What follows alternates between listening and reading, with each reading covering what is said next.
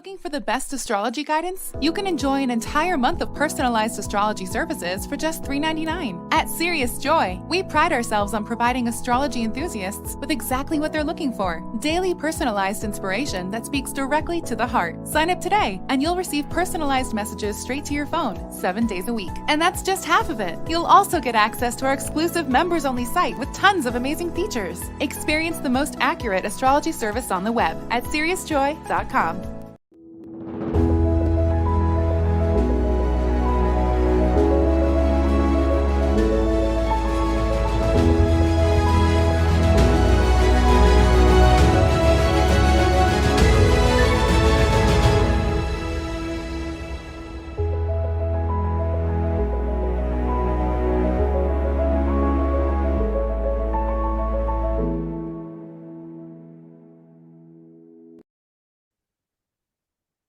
Hello, my friends and family. Welcome to Namaste Today Live. I'm Christopher Witecki, Sensei Christopher Witecki. It is finally Friday. I'm excited to be here with you all and our community. We are streaming live on YouTube, Facebook, LinkedIn, and X.com, formerly known as Twitter.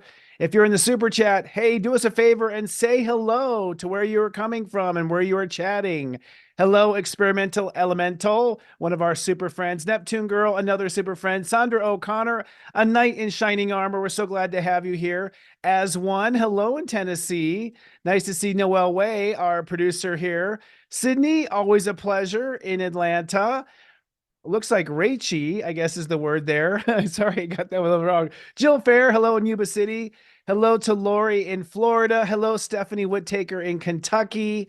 And last one, hello to Dentana in Philly. Wow, it's great to be here, folks. And thank you all for showing up tonight. We are in a very energetic day. Today, step 13 is ruling the day. That is a energetic ascension day. So we're going to ascend here together. I'm super excited for our show this week. We have a lot of hot topics going on in the upcoming astrology. For instance, we have Venus squaring Chiron this week. That's going to reconcile a karmic relationship or your approach to relationships.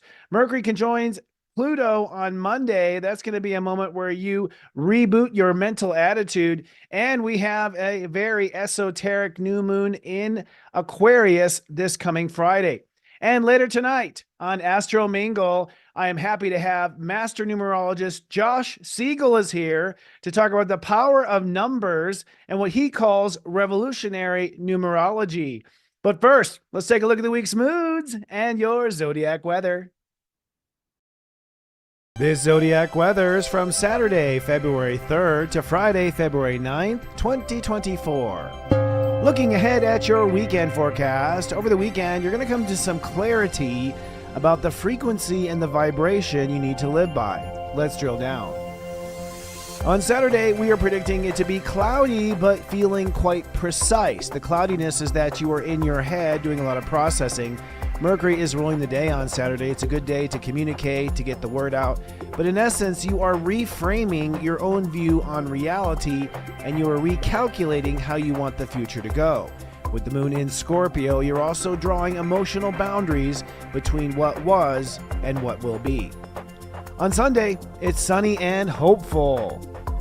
Step 15 means Venus rules the day. You'll find your heart is naturally open. It's a creative day, a resting day, and a receiving day.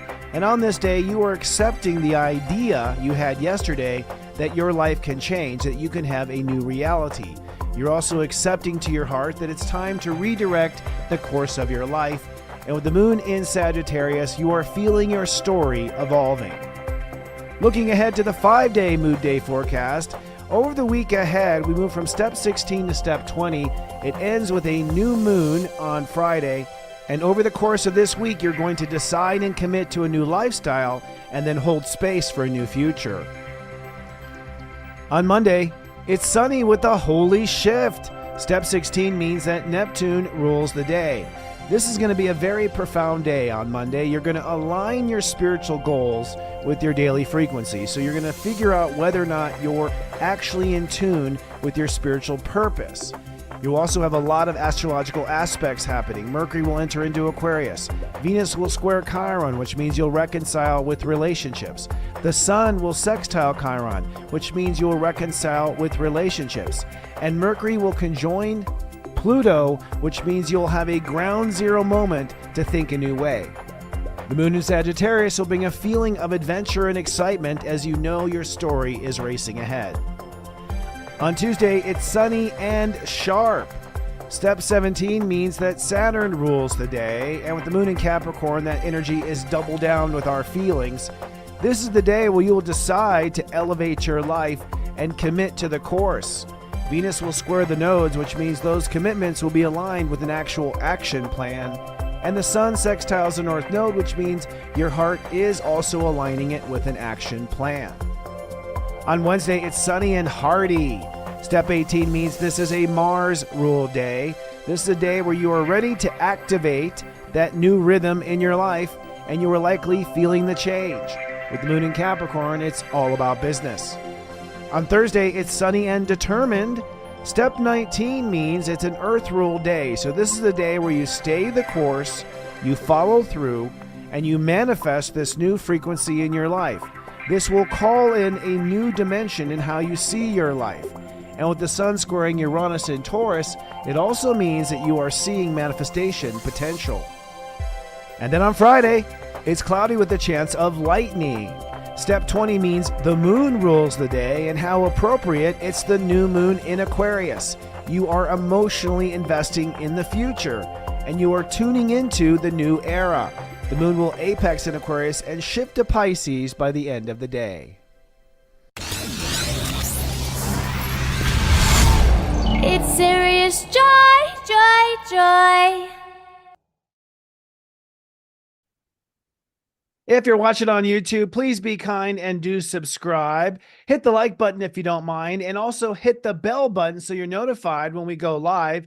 By hitting the like button, by the way, you're doing us a big favor. You're telling the YouTube algorithm that people like you like content like this.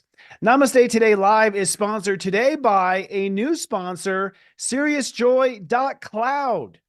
That's right. We now have Sirius Joy in the cloud. We had many requests from subscribers and also from people like yourself who watch this show that are interested in purchasing the Mega Monthly Report. So we are now offering the Mega Monthlies a la carte. You can go to the cloud and download the Mega Monthly specifically for your sign.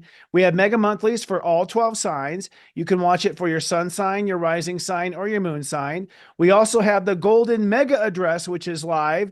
And if you purchase a Mega Monthly, any Mega Monthly horoscope, you'll get the Golden Mega Address right now for half price. That is at SiriusJoy.Cloud. And we're so happy we'll be offering more services a la carte as things unfold in the year. So download your megas and find out. And if you're interested in all 13, there is a subscription you can do monthly, or you can always subscribe at SiriusJoy.com for the full spiritual service. We're here to serve in any capacity that we can. Now, without further ado, I think it's time to talk about the planets. Let's move on to our planets and our transits.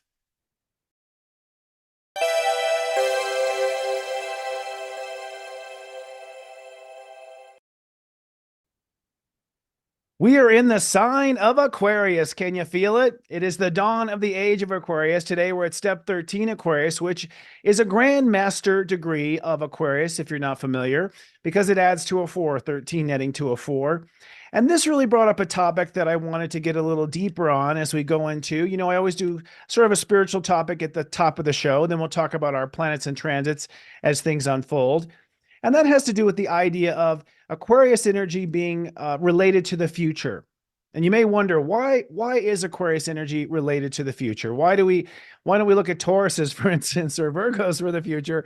Well, the reason is because Aquarius is actually the physical vibration of reality. So Aquarius is the state of awareness that is in touch with the frequency and the vibration. And so because vibration moves until it stops or until it is blocked by something, you can literally read where a wave is traveling, and you will see where it is destined to go. So this is why we can be futuristic in Aquarius. This is why we can see the future in Aquarius. This is why we can see where things are headed. And we know this is true just from actual quantum mechanics, because we know the Big Bang happened. Whether you believe in creation or not, there was certainly an explosion. We know that the solar system is expanding at an accelerating rate all from the epicenter of that explosion. And we know from just the waves of light, as we look back into the beginning of creation, that light is still heading our way. That wave is still heading our way. So we know that the distance of a wave is equal to the concept of time, which is kind of a head trip there, if you follow me. I don't know if you know this, but every year when the Earth goes around the sun, when it comes back to the same place it was last year, so let's say the Earth right now is in that place right in front of the Aquarius constellation, every time it goes to that place, in the same place, the whole solar system has actually moved because the solar system is moving from the Big Bang still. It's still moving. So we never actually move through the same space ever in all of our existence. Therefore, time is really where Earth was in a certain space. That's how space and time are energetically connected. Now, speaking to the future, which I find to be super fascinating, right now with Pluto at 0 degrees Aquarius, we're opening up to new timelines.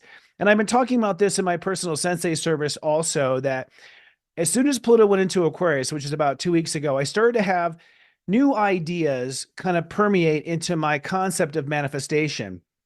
And I've been watching a lot of different other mystical people on the internet, like Bashar is one I've been watching a lot of recently, diving deep into some of his work. And something that Bashar says I'm going to give full credit for, and I really believe that Bashar is legit, by the way, is that manifestation is not actually that we law of attract something to us.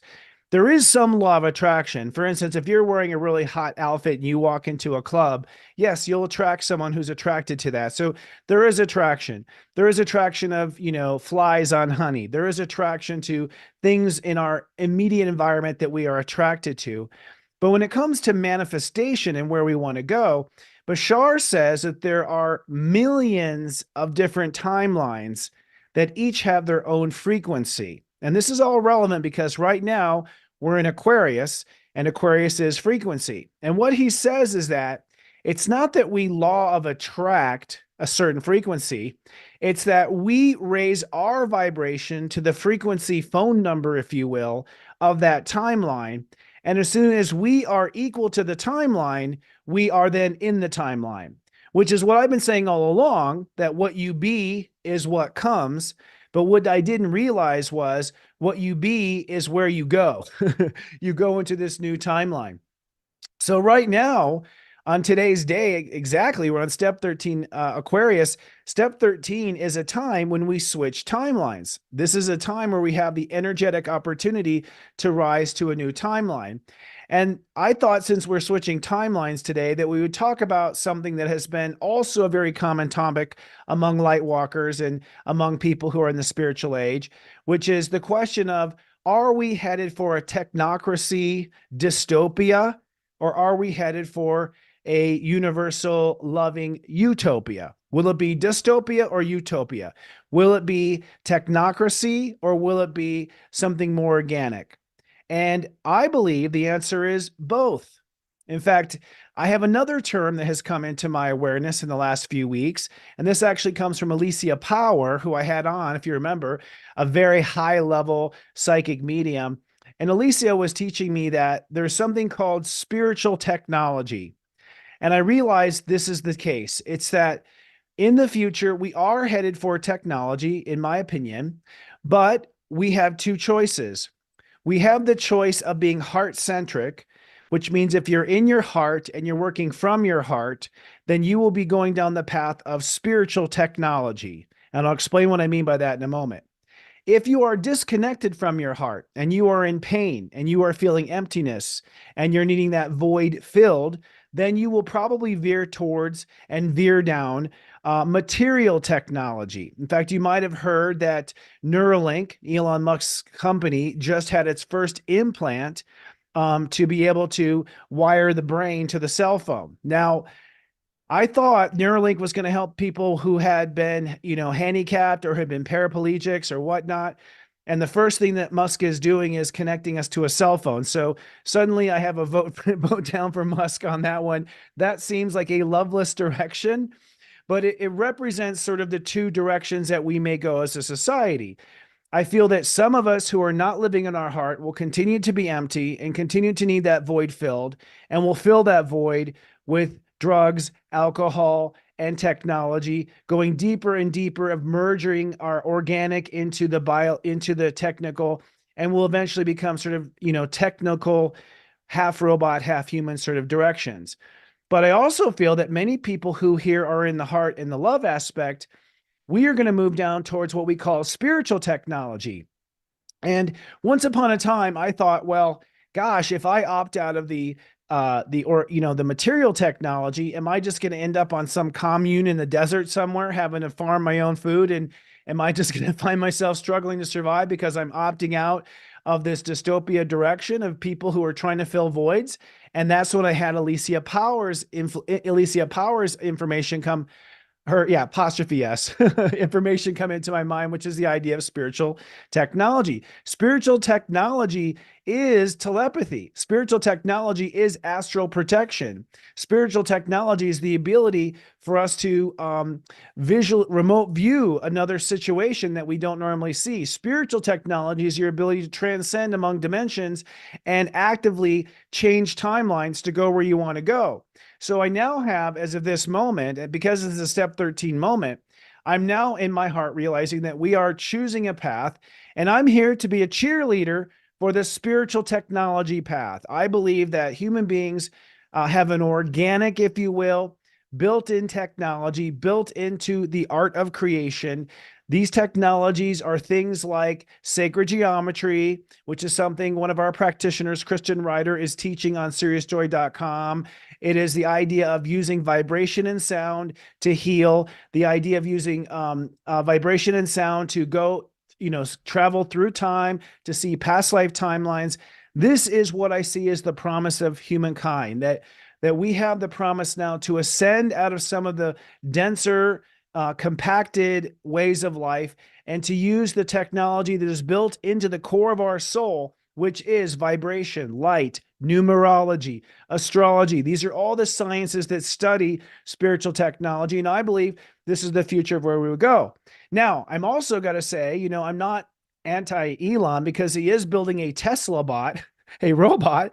And it's kind of funny. I've said this. I don't know if I've said it here on the air, but it's kind of like what George Lucas envisioned. I think some of us are going to go off in the desert. I can't remember the name of the planet that was. It wasn't Dagobah. That's where Yoda was. But we'll probably go off in the desert. We'll probably have a couple, Tesla bots, and they'll probably do the farming for us and the organic farming and making the food. And we'll probably have a bit of a split. I say that because I believe that, at this moment, we are beginning to split as a society. I don't believe that we're going to be at war with one another. I believe we're going to lose interest in one another. And to me, the age of Aquarius is not that it's all kumbaya and we all get along. I think the age of Aquarius is you do you and I'll do me, and we won't get in the way of each other. I think that is what the age of Aquarius is about. And, kudos to those who want to go down and merge with the machine. Something tells me on another planet in a very ancient time, in a past life, long, long ago, I tried that and it didn't work out. Just saying. I've had some readings where it's like, I think it went down that path. I'm going to opt out. I'm going to do the spiritual technology this lifetime. So this becomes an interesting topic in this particular moment, because bringing it down to your life, I believe that this month of February is a month where we are, in fact, choosing what frequency and what timeline that we want to steer our life into. We're going to choose through the course of this month. The mega monthlies, which I just talked about, by the way, I highly recommend. If you've never heard one of my mega monthlies, go to SiriusJoy.Cloud, download one. It's just a little over $5 for one. Download one to your phone, listen to it, hear what I have to say. I go into depth about how all 12 signs are choosing a new timeline this month, and how this month really is a very powerful month for shooting for the stars. That we this month are going to calibrate just how far we intend to go. And this is important in the sense that you want to know where you're headed when you're launching your spiritual vehicle into space. You want to have an idea of where you belong, because the forces of this year, the natural spiritual technology of this year, is going to be rapidly manifesting or accelerating energy. So energy is going to accelerate. All the planets show that things are going to start to accelerate. Well, you probably have driven on a highway. It's very difficult to exit a highway if you're moving 100 miles an hour. So literally energy is going to start to speed up this year. And you may wonder, where am I getting this from? Well, Uranus in the high degrees of Taurus. Taurus is manifestation. Uranus is acceleration. So Uranus climbing all the way up to 27 Aquarius this year means that materialism is going to rapidly go to a higher frequency. Things are going to start speeding up. That means you're going to have less time to exit from where you are currently heading if you decide you're heading in the wrong way. This is one year where being clear on your goals, like bringing this down to a real base level here, being clear on your goals is so important, because we're going to start going so fast moving forward. You could say this is a rapid evolution happening right now in consciousness that'll be very difficult without some sort of accident, injury, or collateral damage to exit that path. So it's really important this month that you calculate exactly where you are shooting for the stars. The other main point I make in the Mega Monthly Address, which is a 90-minute show I do on the entire month, going super deep, also available in the .cloud, is that we're going to also raise and calibrate our baseline this month. In other words, my baseline, for instance, for the last X years has been survival. Just surviving. That was my baseline. If I could just survive and not collapse and fall apart, I was happy. That was my baseline. And we have a number of conjunctions. The first one is going to be this Monday with Mercury conjoining Pluto. We have a number of conjunctions where we're going to raise our baseline to a higher degree. So we're going to raise what we call ground zero. Now, of course, if you want to be simple and obvious, ground zero must be the heart. If you're in love with yourself and you're in love with where you're headed, that's a phenomenal ground zero to create your conscious awareness at. Not easy to maintain. I can't stay there every day of the week. I go up and down from that ground zero, but I have moved already my baseline from survival to thrival, that I want to thrive now. The basis is going to be thriving, and the question will be, how much do I thrive, not whether or not I survive. But there are 3 major dates this month. We'll be going over it here in the Mega Monthlies. I go into depth in each of the Megascopes about it. And those 3 dates are February 5th, where Mercury conjoins Pluto. That's next Monday.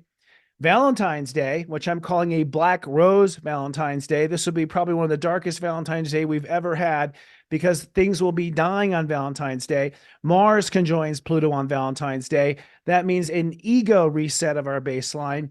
And then 3 days later, on February 17th, Venus conjoins Pluto, and that'll be the birth of the new baseline. So one of the major themes of this month of shooting for the stars is your heart choosing, what timeline am I going to raise my frequency to in order to get onto? Okay. And what will be the trajectory of that timeline? What star am I shooting for? And by the way, when I say star, I mean star inside of you. I don't mean a star out there in the world. Those are other stars. We're talking about the star you really are, a light being inside of yourself. What star inside of yourself are you aiming for? That's what I mean by shooting for the stars, is shooting for the star that you really are. And so what is the star you are shooting for to be? A star in the family, a star at work, a star in the quiet reading a book. Okay, so it doesn't have to involve other people. It's just that you twinkle. But the point is that we want to aim for that. And today, in this next 24 hours, I have a feeling that those who are watching live tonight were destined to watch live, because this is the step 13 day. This is the day where you say, okay, I don't belong here, I belong here. And you sort of plug those coordinates into the, conscious computer of what we call reality, which is all an illusion. Such fascinating stuff, just going back to Bashar for a moment. And I don't know where he was. I mean, I've been on YouTube for 18 years. Okay. Like, I was the first astrologer on YouTube. I've never seen Bashar in my entire life. I had to actually go to TikTok to find this guy. So it's funny how some of the real talented light workers have not made it to social media really yet. I just want to put that out there, because they were doing the real work and now they're coming onto the internet and whatnot. But he was saying that, what we don't realize is that timelines are transparent.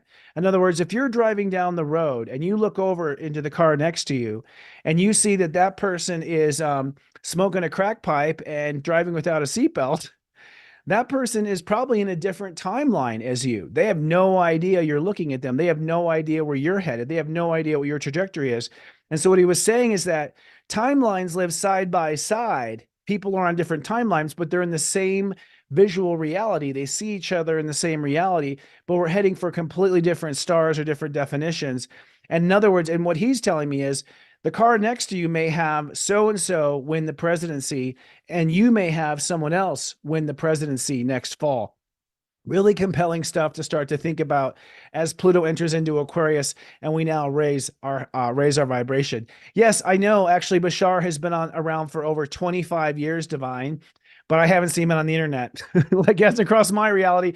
Maybe it's because I changed my timeline and now I see Bashar. That's probably it. Maybe I was actually in a different timeline. So he wasn't in my timeline, but he is now.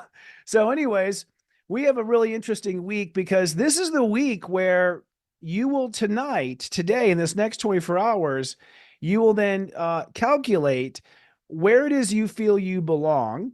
Okay. So just to give you sort of an understanding where you think you belong, then next week, you're going to launch that. You're going to launch in that direction, which means you're going to leave behind where you don't belong. And I think that's a lot of the work. The spiritual work is actually detaching from what does not belong. It's real easy to go, I want this, and to reach out for it. It's much more difficult to say, okay, this is not serving me. I need to let go of this. So letting go of stuff is really the hard part. And by next Friday, we have a new moon in Aquarius at 20 degrees. And that will be where we emotionally sort of launch. We create the emotional cradle is the word I like to say. We sort of set the emotional intentions for where we emotionally want to go. And emotion is the sensation of vibration. Well, a feeling is the sensation of a vibration. An emotion is a conglomeration of feelings, okay? So we're going to point a conglomeration of vibration toward a specific outcome next Friday, and that will be the official launch towards the timeline you want to be on. So interestingly enough, we happen to be the most compelling week, I think, maybe of your life so far. I don't want to be overly dramatic, but I honestly feel, looking at all the planets, that that's the case. So let's dive into the week and what this week is about. This week's title is Launching a Higher Life. So we are launching a higher life this week. And this means that you, in essence, must raise your vibration. And as I mentioned, this means you must let go of what does not serve you. And a lot of this involves ego. We still have Mars in Capricorn right now. And Mars, I'll talk about Mars in a few minutes, but our ego is still sort of tied to Capricorn. Mercury's still tied to Capricorn until Monday. Venus is still tied to Capricorn. Capricorn is where we have tied ourselves to commitments here on Earth. So this is going to be sort of like taking off a wet sweater while blindfolded. Okay. Like, it's going to be a little sticky this week because we are entangled into our old commitments. Like, we told so-and-so we'd be there at the game. We told so-and-so that we would show up for this job or that we would be there for something else. So we have these long-running commitments, but these long-running commitments were based on the time before we healed some of our karma with ourselves. So we've all gone through some great healing since 2012. And the commitments we were making were all based mostly on not making the same mistake. So you made a lot of your choices in what I call a knot. A knot meaning, I'm going to do this so this doesn't happen. Now that's a double negative. And a knot, N-O-T, turns into a knot, K-N-O-T, in consciousness. When you create something to not be something else, okay, you are in fact circulating the energy onto itself and preventing it from actually going out and assimilating into the frequency that you want. You get all knotted up on the inside. So part of what's anchoring us down and preventing us from ascending is that we have all these commitments and promises that we've made based on the knots. And we're literally all knotted up. on the inside. So part of this week of launching a higher life is actually figuring out what you have committed to in the past that is holding you back, basically like a tether of a hot air balloon holding you back, because it's not in the frequency of do, it was made in the frequency of do not do. Okay. And that do not do frequency was based on past life memories of a time that I did, and I regretted. Like I said in the top of the show here, I think I lived a lifetime on another planet where I merged with technology, and I turned out to be really unhappy with that direction. And I don't think that's the way to go. And so, I've even created a lot of my life based on knots, being all knotted up on the inside, trying to prevent the wrong reality from happening instead of putting my energy into the correct reality that I want to have happen. So part of this launching our higher life is to see, to really look at our commitments, our heart's commitments, and ask ourselves, was this made from pure freedom and expression of love? Or was this commitment made from fear, worried about something not happening, that we don't want something to happen? And that to me is really where it gets sticky and complicated and convoluted. And it looks like, looking at the planets, it will involve a lot of relationships, because we have Venus square Chiron this week. And we have another Chiron day, don't we? No, that's it. Venus squares Chiron. That's the real big one. Oh, the sun sextiles Chiron. So we have two major Chiron days where Chiron at step 16 is helping us to heal a part of our life that was once wrongly entangled. And so part of this week is going to be being really conscious of what your motives are. What are my motives? What are my motives really intending here? Was my motive to live in my heart and to express myself? Or is my motive to avoid something bad from happening? Because I think that's going to keep us lower. Now, the subplot of the week is emotionally investing in the future. Emotionally investing in the future. So we are this week putting our feelings into what we want in the future and making some clear decisions about what we feel we want. And I have to say, that is the essence of how to control a vibration. Frequency, think about music, for instance. Music is a frequency. So what we're working with here is consciousness is a frequency too. Numbers are a frequency. That's what Josh is going to come on and talk about today, is we're going to talk about how numbers are a frequency. These frequencies cannot be seen, obviously. If it's music, they can be heard, but it can absolutely be felt. There's a part of our soul that can feel the sensation of a vibration. We call that a feeling. You can feel it. And this is undeniable. You've walked into a restaurant and you're like, oh, I like the vibe here. What is that based on? You didn't sit there and make a list of the bar stools and the fabric used and the bar. You just took it all in and it had a certain vibe to it. Or also the opposite. You walk into an alley and you're like, whoa, this is a dangerous vibe. You suddenly have hair rise up. Something tells you the vibe here is not good. The same is true with our future. I think one of the things to navigate for the future, and this is going to be a hard part. This is where science is going to call us kooky. All right. We had a guest on. We're going to look like a cult. But we had a guest on this week on, you'll see in the Mega Golden Address, where she pointed out that cult is the base word of culture. All culture starts with a cult. So we're all in a culture. We're all in a cult. But we're going to be probably called a culture for this. But really, I think because our mind, Mercury, has been totally trained by the old way of life, and our ego has been totally trained by the old way of life, we have no mental understanding of what to point for. We have no physical ego understanding of what to point towards.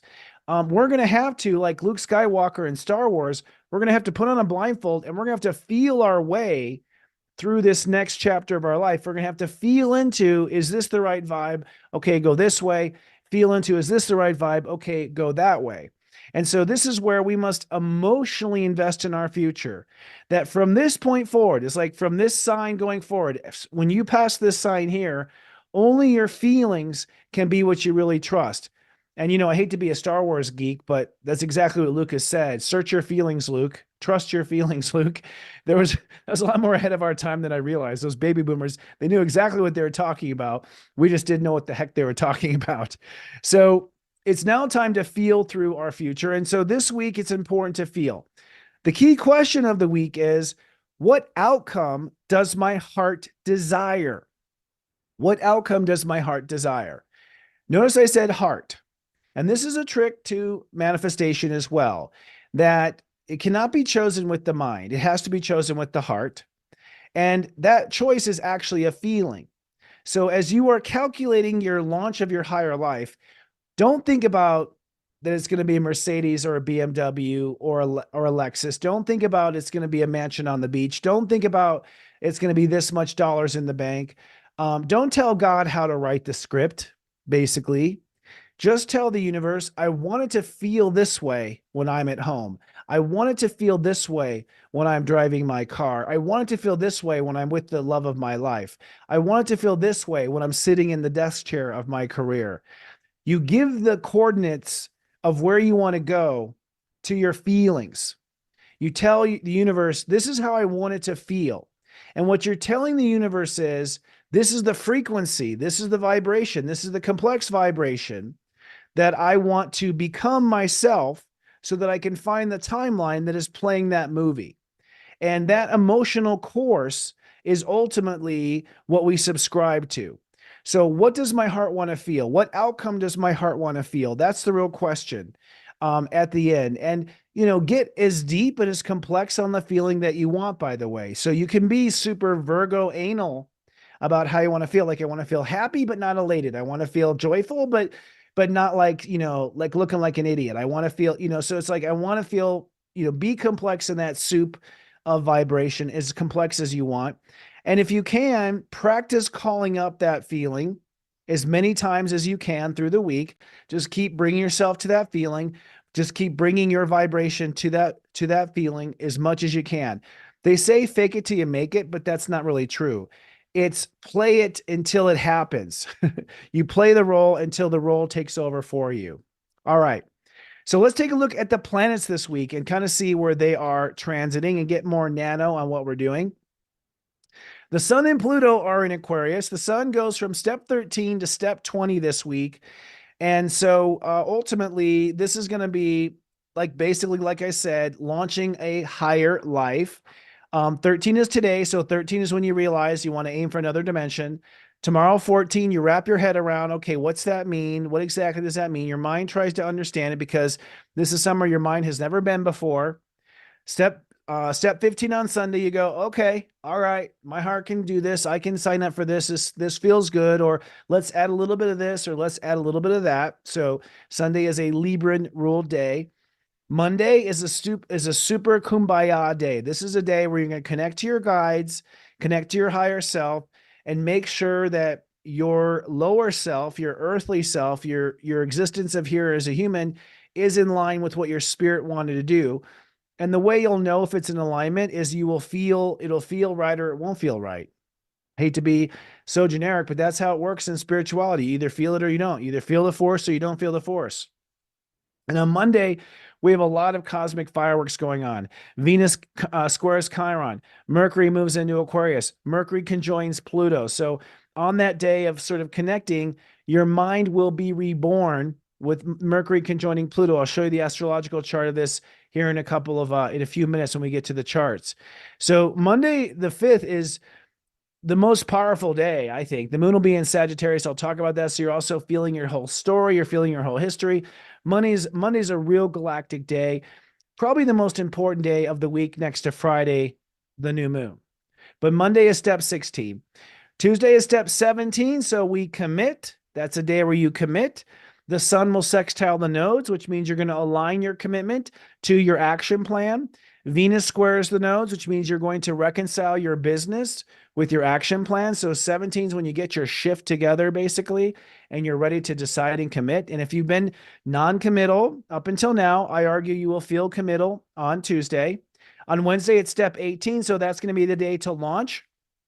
So plan to pull the lever and launch on Wednesday. Hump day is always hump day. It's always the day. It's always hump day. It's crazy how it fits in our collective consciousness. Venus also trines Uranus on Wednesday, so you're going to be aligning business with money on Wednesday.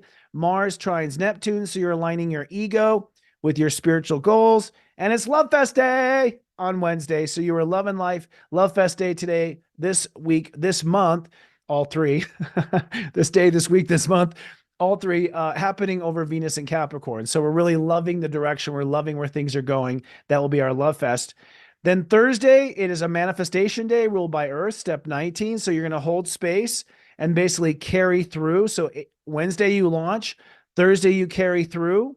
By the way, on Thursday, the sun squares Uranus. So basically, again, getting money and getting manifestation on the same page of vibration. So if you're trying to manifest money right now and you're trying to manifest materialism, then you want to make sure your vibe is correct by Thursday. Thursday is like the last check where for alignment, where it sort of focuses you to really focus on what your heart wants so that you can attract or you can find the timeline that brings that return. And then on Friday, it's going to be the new moon in Aquarius, and that's a 20-degree new moon. I'll show you the chart of that as well. Now, Pluto is at step 0 the entire time, and it's basically holding open unlimited possibilities. Pluto at 0, by the way, this is the only month in your entire life that Pluto will be 0 Aquarius and the sun will rise through Aquarius at the same time. What this does is with Pluto being at 0 Aquarius, it holds the base frequency to any value you want. So this is the only month where you can raise the base frequency to any value you want and sort of set that as your default, if that makes sense. Next year, Pluto will not be at 0 degrees when the sun's in Aquarius. You need both the sun and Pluto at the same time in the sign because the sun is creation. Pluto is the end of the line. So basically, this is the center of the solar system. This is the end of the solar system. The center and end of the solar system are both bracketing the same state of awareness at the same time, which allows you to move the entire state of awareness at the same time. It's sort of like being able to pinch something on your iPad and expand it. It's sort of similar cosmic energy as that. So really, I can't say enough. Wake up, get focused, shoot for the stars. Okay, that is the heart and control. Now back in Capricorn, as I mentioned, we have Mercury in Capricorn, we have Mars in Capricorn, and we have Venus in Capricorn. Capricorn is still, Pluto has blazed through these planets and blazed through Capricorn. And so Pluto has already freed you from the chains that prison you. So it has shown you, Pluto has shown you in the last 15 years, this is where business is corrupt. This is where people are corrupt. This is where organizations are corrupt. This is who's stealing. These are who are underground. This is the bacteria. This is the decay. So there's no more excuse of ignorance at this point. If you choose to do business with someone who is heartless and someone who is holding on to power for power's sake, you've made your choice. God has shown you in the last 15 years what is corrupt and what is not. And it doesn't matter for us to call out, you're corrupt and you're corrupt. That doesn't matter because there's no gain in that. You're just wasting your time and energy. What matters is what you choose to align with. What matters is what you choose to invest with. Are you going to invest with the, material spirituality and material technology, or are you going to invest in the spiritual technology? So right now, that choice of, where to go, yes, vibrationally, we raise our vibration to where we want to go. But in a very practical sense, it comes down to the business, the affiliations, the handshakes, the deals, the associations. And right now, this week, we have Mercury that moves from 25 degrees to 6 Aquarius. So your mind will plan the final direction of where you're planning your material world business. Mars goes from 21 to 27 degrees Capricorn. So you're planning what moves to make on the chessboard this week. And these are moves in physical reality. These are moves in business. These are moves in sales. These are moves in commerce. These are the actual, the sand in the sandcastle. And Venus, which is what we open up to accept, goes from 12 to 21 degrees, step 12 to step 21, which means we open up. 12 and 21 are the same number. They net to a 3. So that means that what you believe about daily life to what you believe about the future, you're opening up to what you believe about daily life to what you believe about the future. So a lot of the things that happen end up happening energetically simply from you making choices in the material. And this is where I say you have to let go of the past. The power of let going of the past is in your ego, Mars, your mind, Mercury, and in what you open up to, Venus. This is really where you let go of the past. And I think these planets are mostly letting go of the past more than they are selecting the future. All right. So emotionally, the moon. The moon this week goes through 4 signs. We start in Scorpio right now. So right now we are emotionally choosing sides. That's today and tomorrow. On Monday and Tuesday, we are emotionally rewriting the story. So the moon is in Sagittarius on Sunday and most of Monday. So we are sort of rewriting the story around step 16. That's the spiritual day, if you remember. Then on Tuesday and Wednesday, we're going to be making some hard decisions. And this is really where you go again. This is step 17 and step 18. So you clamp down and you emotionally decide with the moon in Capricorn. Then we move into the moon in Aquarius on Thursday and Friday, which is us launching the new frequencies. So really it's Thursday and Friday that you emotionally elevate your frequency. If you are stuck in the dumps or you can't get your vibration going or you're just not feeling the vibe until Thursday, that's okay. It doesn't really matter until Thursday. When that moon goes into Aquarius, remember our feelings are the sensation of the vibration. So you want to make sure if you keep your emotional field high on Thursday and Friday, you basically can, skip to the front of the line. Is sort of how it works. So you literally can wait to the last minute and just cheat at the last moment if you want to, and just get your vibration up there on Thursday and Friday. Friday, of course, is the new moon. And then the moon will move into Pisces late Friday night, just before Saturday. So we're going to start to feel the spiritual repercussion of this. Now, when it comes to fears, Black Moon Lilith in Virgo is revealing fears right now. She moves from 13 to 14 degrees. So you will face fears this week of choosing the wrong dimension. So fear of being in the wrong place, ending up where you don't belong, and facing fears of your mind getting it wrong. By the way, your mind is going to get it wrong. As I said earlier, the mind cannot judge a frequency. The mind can see the evidence of a frequency, like it looks like this person's low vibration because their shirt's untucked and their hair's crazy. So the mind can look at the evidence, but the mind doesn't get an actual read of frequency at all. Only your feelings can read frequency. So it's a moot point of Black Moon Lilith to be afraid of your mind getting it wrong. It's going to get it wrong. There's no way it can get it right. Your mind's never been here before. Your mind doesn't remember ancient Atlantis the last time we were in this high vibration. There's no way your mind's going to get it right. So just throw that idea out the door. Now, in the land of spirituality, Pisces, Saturn, we do have a lot of movement in the spiritual stories this week. We have, first of all, Saturn goes from 6 to 7 degrees. The relevance there is step 7 is the step where Saturn has now come out of its shadow. Saturn went from 0 to 7 Pisces, stopped, retrograded back to 0, and now has retrograded back to 7. So Saturn has unzipped you from your karma with yourself. This means that God has nothing else to show you in regard to karma with yourself. You know better. At this point, you have no excuse. You know exactly what is right and what is wrong for you. Not in the world yet. Saturn hasn't gone beyond that step number, beyond 7. But you know what is right for you.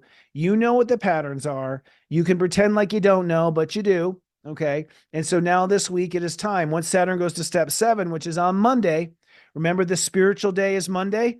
Saturn comes out of shadow on Monday, out of step shadow. So at that point on Monday, that's the spiritual aha moment. That's when you realize my soul wasn't meant for this, or my soul is meant for this, and you're going to be ready to go and rock it. So that's a big shift. Neptune's another big shift. Neptune on Thursday goes from 25 to 26. 25 is attuning to our spiritual channel. 26 is committing to our spiritual channel. So what ends up happening is Thursday, which is the last day before the new moon, right before the last day of the new moon, Neptune goes to 26, which nets to an 8. Time to make a decision, time to make a commitment. So clearly our spiritual story is moving and shaking this week. This is the most active week. In the land of Taurus, one of my favorite signs, as I am a Taurus, Jupiter actually moves from 7 to 8 degrees this week. It moves to 8 degrees on Wednesday. So remember I said hump day is Wednesday when things launch?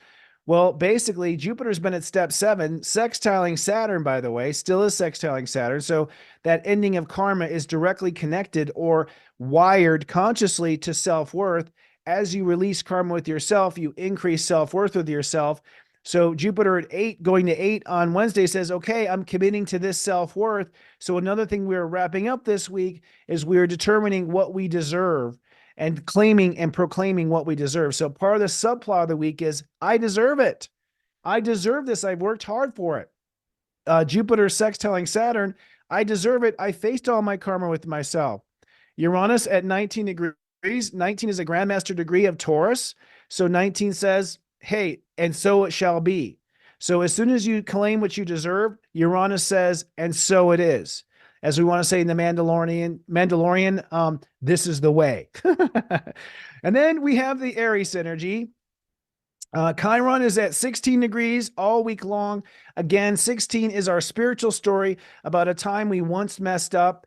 I do believe, by the way, I said this in the Mega Monthlies, that Gen X is officially healed by February 19th. Woohoo! Which means Gen X is so funny. We talk about Gen X. I did a whole feature on Gen X, but it's like X, formerly known as Twitter, SpaceX, Virus X, Gen X. This is the time of Gen X, man. Gen X is going to be stepping into their power in March. That's a surprise people weren't waiting for. People had given up on that generation. That generation chose to heal before they went out and made heels out of themselves. But this is evidence that Gen X is now healing. But it also means that all generations are healing from past lives where they were jackasses. And that's what happens when Aries is in Chiron is in Aries. We're healing the past lives when we were jackasses. The North Node at 17, which I said there's a lot of transits that chime into this. We are committing to what action to take with the North Node at 17. So let's take a look at some of the planets real quick and some charts just really quick. I want to stay on time today. As always, keep streaming for Josh Siegel. Very excited to talk numbers with Josh Siegel, a master numerologist. He'll be on in the Mingle here following our broadcast, our first broadcast. The first date here, there's a lot going on. I'm going to go through this kind of quick, so you can always play it back. But on Monday, I said Monday's a big day, right? Well, starting at 10 after midnight, Mercury enters into Aquarius. The point there is Mercury in Aquarius. Mercury's been in Capricorn, weighing us down. We're about to get a whole lot spacier, folks. Things are going to get a lot spacier once Mercury moves into Aquarius, which happens on Monday. Then later at 6:49 a.m., so about 5 hours later, Venus squares Chiron at 16 degrees. This square here is where you realize you don't want to be a jackass this time and you want to get it right. So we have this sort of turn of events. Then, speaking of jackass, then the sun at 16 degrees sextiles Chiron at 16 degrees. So again, on Monday, we're eliminating 16 net 7. Anything that nets to a 7 is a karmic issue. So we're resolving karmic issues here on Monday, right before we wake up. So a lot of this will be done in the astral plane through dreaming and other stuff for people in the United States. Asia and Europe will do this in their waking life that day. Then we have that night, Mercury conjoins Pluto. And that conjunction of Pluto is, in fact, the restart of the mind. This is the reboot of the mind. This is the reboot of the matrix. So after you come to these spiritual conclusions with the 16s, you reboot the matrix. Your mind says, okay, it's now time to move to a new timeline.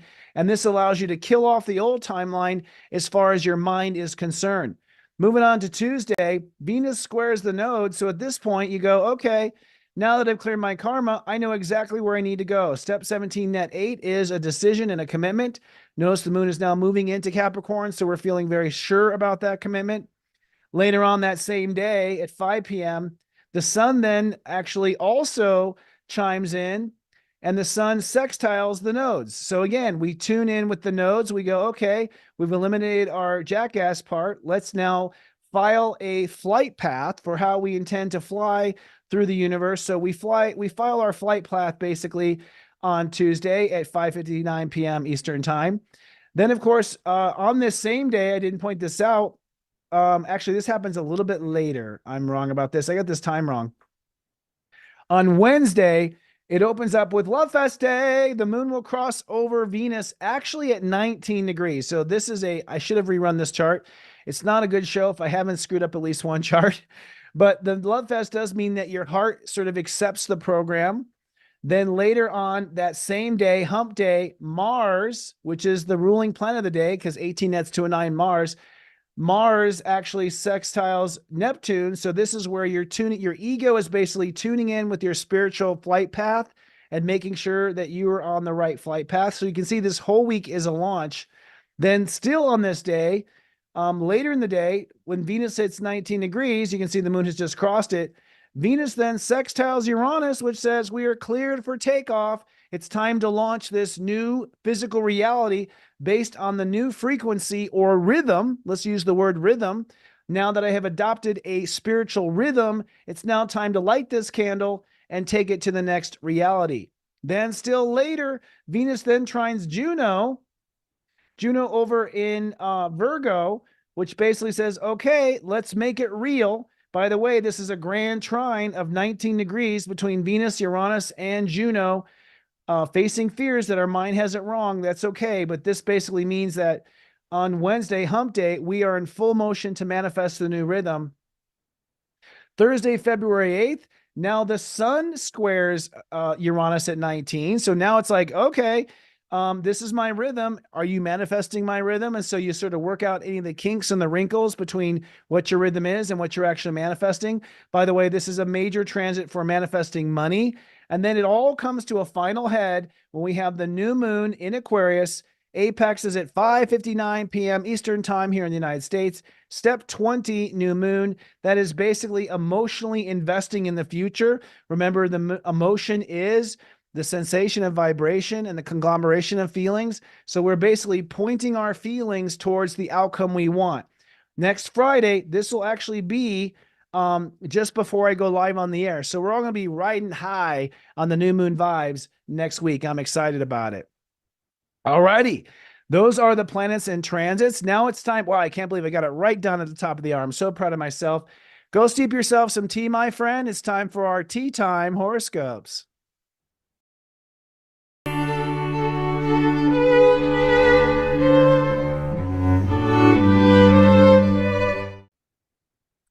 Hello, welcome to your tea time. This is our segment where we talk about the 12 signs and how everyone is going to be manifesting this week. I just saw Noelle. Your moon is at 20 degrees Aquarius. Oh, well, Noelle, I guess you're going to disappear. You guys say goodbye to Noelle. She won't be here next week. She's going to evaporate into a new reality. Noelle's our producer, if you don't know. So nice to have you in the chat, Noelle. I'm waiting to see your comments from that one. So in this week's show, we're going to talk about 4 things to help you navigate for your individual horoscopes. For all 12 signs, I'm going to dive deep. The first I'm going to talk about is this launch. Where exactly is the launch? Yeah, exactly. She got it. Where is the launch going to happen? So for each of the 12 signs, where are you setting the destination of your frequency? And where are you committing to a rhythm? And that's what I'm calling a long-term frequency, is a rhythm. Okay. We all want to get into a rhythm with life. We want to get into a rhythm of where we're headed. Definitely crank up the music and dance along the rhythm with your, as you want to go. I'll be talking about for each 12 signs where you have to commit to the frequency and then where you have to commit to the rhythm. And by the way, I've said this before, I'm just going to keep nailing this down as much as I can. You want to go with your sun sign first, then you want to look at your rising sign second. And because the new moon is at 20, you might want to watch your moon sign. That's not something I've ever talked about before. But now that we're moving into frequency and rhythm, I kind of feel like we have to do 3. I think we have to look at our moon sign. Now, your moon sign is what you're going to be feeling. It's not what's going to be manifesting, but what you feel is your frequency. So that does end up hijacking your manifestation. So I actually think it's probably good to look at your sun, your rising, and your moon, just for notes, if nothing else, what to look out for. And if you go to SiriusJoy.Cloud and you purchase a mega monthly, you might consider getting your moon sign too, just so you have everything you need. I personally have the same rising as my moon sign. So I tend to be, my moon multiplies my rising, so it multiplies my B story. So we're going to talk about where you are manifesting frequency and where you are manifesting rhythm. Then we're going to talk about that square to Uranus. Remember I said there's a square to Uranus on Friday, and that square is you getting your material intentions in alignment with your vibrational intentions. So come Friday, I'm going to talk about, where you need to be sort of coordinating. So when there's a square, you have to sort of constantly look at both sides and make sure they're both not going to hit each other. In fact, a square is basically an energetic intersection is what it is. So, you drive cars. If you come to an intersection at the same time with a car, both of you have to look at each other. Who's going to go first? I know what the law says, but most people don't follow the law, right? They wing it. So the same is true with the square and the energy. You have to look at the energy and make sure that this intention does not cram into that intention. And that's what a square does. You have to reconcile between the two. In this case, you're reconciling between your frequency and your manifestation intentions. The next thing I'll talk about is how Venus in Capricorn this week is going to square the North Node. Remember, Venus in Capricorn is what we're opening up to, what we're taking to heart. And these are the directions and the commitments that we're taking to heart. This is the area where I warned that you have to be careful not to slip into power for power's sake, any of the old games, heartless situations, heartless people. You want to stay away from the heartless. You want to get to the heartfelt. And Venus squaring the North Node says, you have to reconcile the commitments you're making and the actions you're taking. The commitments you're making and the actions you're taking. They have to be reconciled at a stop sign also. So, we are racing ahead, but we do have several stop signs before we launch. All right.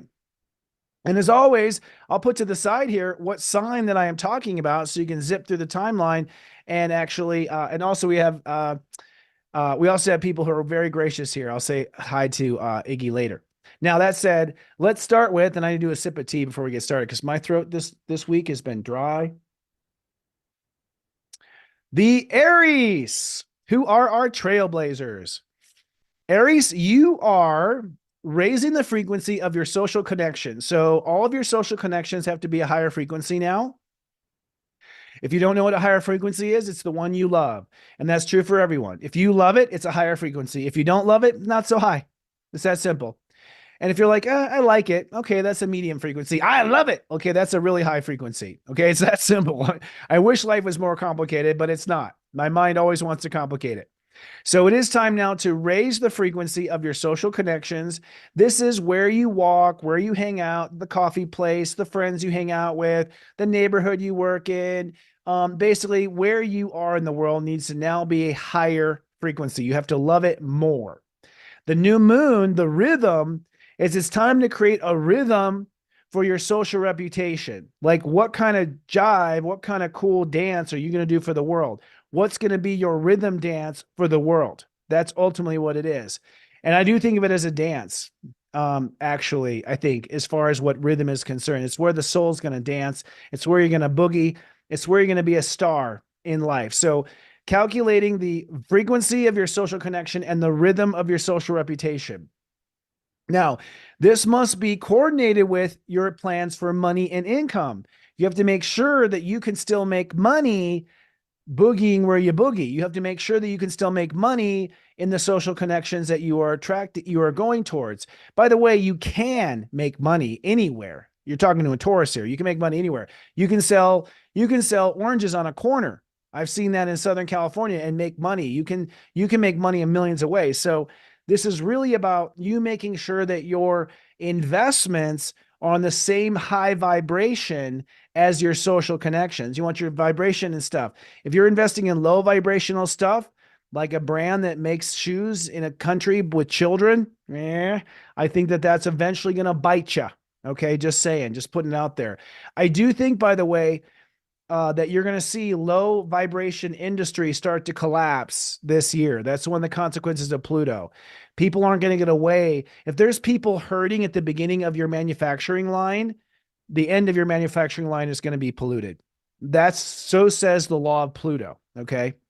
Now the square of the career, Venus in Capricorn says you're going to commit and move forward with a career move this week, Trailblazer, Aries. So it's time to move forward and pull off a career, but make sure that it is in concert with your behavior, that make sure it's not out of your behavior, that is part of the new you, the revived you. So you have to make sure your career moves are in character with who you are. They must be in character for you to, again, raise the whole vibration of your life. And that's what I'm giving here. I'm giving you the tools necessary to raise your entire vibration. Taurus, the master builders of the new era. Taurus, you are now getting the vibration and frequency of your career and leadership in line this week. So everything you want to achieve in your career, everything you want to do in your career. I got to say, I'm very happy with where mine's going. Just saying, I'm happy where it's going so far. But get that frequency to a high vibration. What that means, Taurus, is if you don't love it, don't do it. Okay? You got to cut what you don't love. Really. And right now with Jupiter and Taurus, you're a little drunk on opportunity right now. So you got to be pretty careful and make sure that you are really vibing in your career with the stuff your heart loves the most. Let the rest fall to the wayside. There's some young Taurus that'll love that industry or love that task. Where you are getting into a rhythm is with your legacy and your life's goal. So what's the goal of your life? What is the goal of your entire life?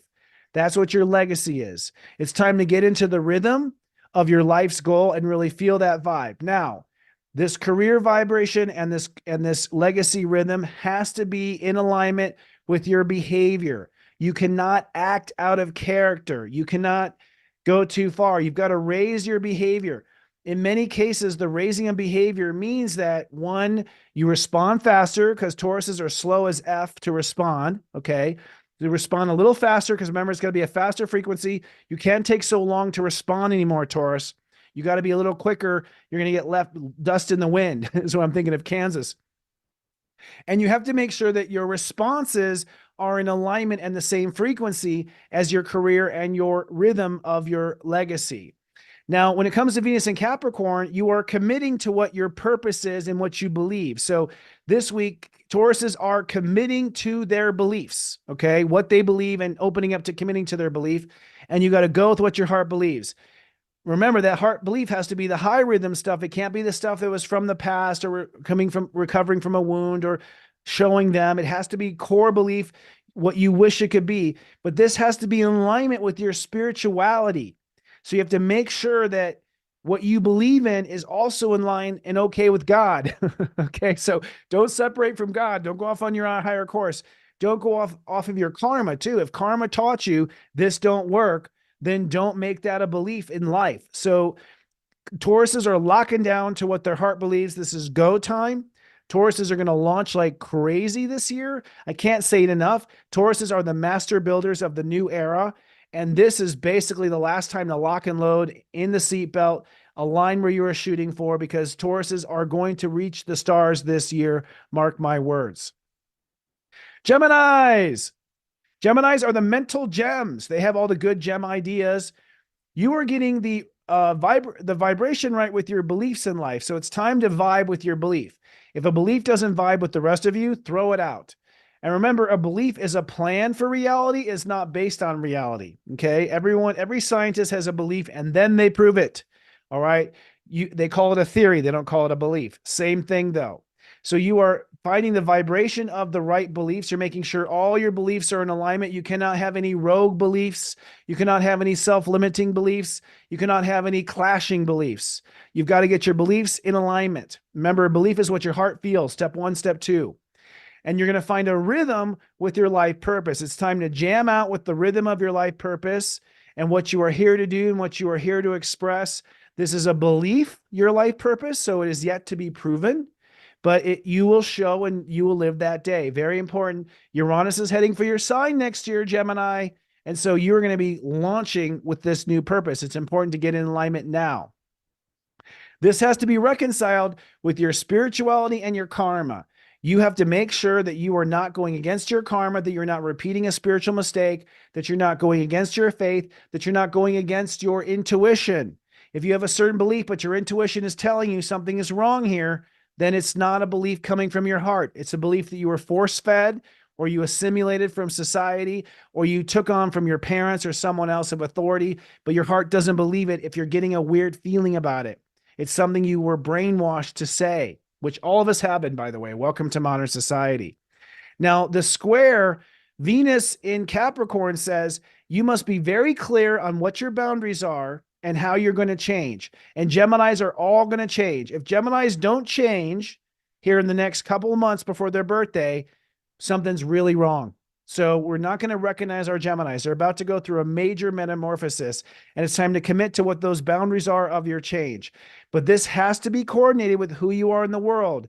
You can't change so much that you don't fit in the world anymore, or you have to change your world to fit your boundaries. So maybe you are in the wrong world. They're not letting you change. Maybe your friends are holding you back from changing. You have to reconcile friendship and boundaries, where you belong in society and boundaries, okay? Because you're going to be moving high up in society, and if your society isn't in alignment with what you want to do, they're not meant to be part of this journey at this time, which is a very strong theme right now with the South Node in Libra. A lot of relationships coming to a close. You'll see them again in heaven. That first mission is up.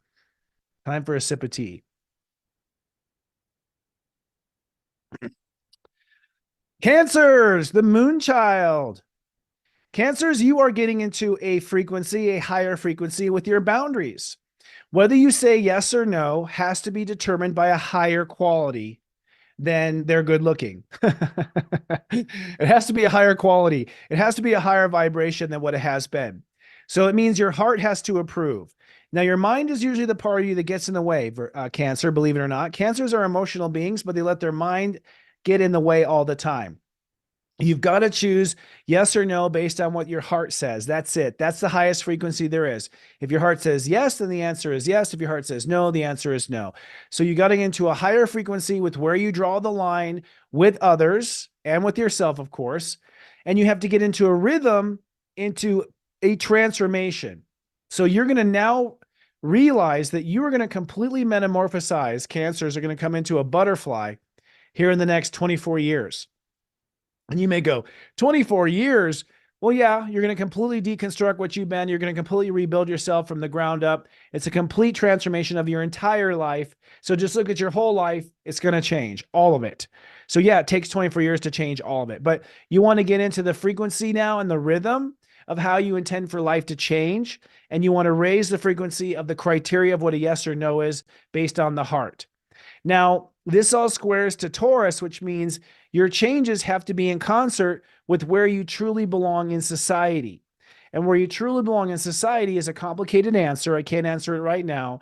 But in essence, you belong in society where your heart feels attracted and where you are respected the way you deserve. So it's the second part that Cancers have failed at in the past. They've stuck around places where they weren't respected. And that's because they felt that they could change the person and that they could nurture the person out of it. Nope, never worked, did it?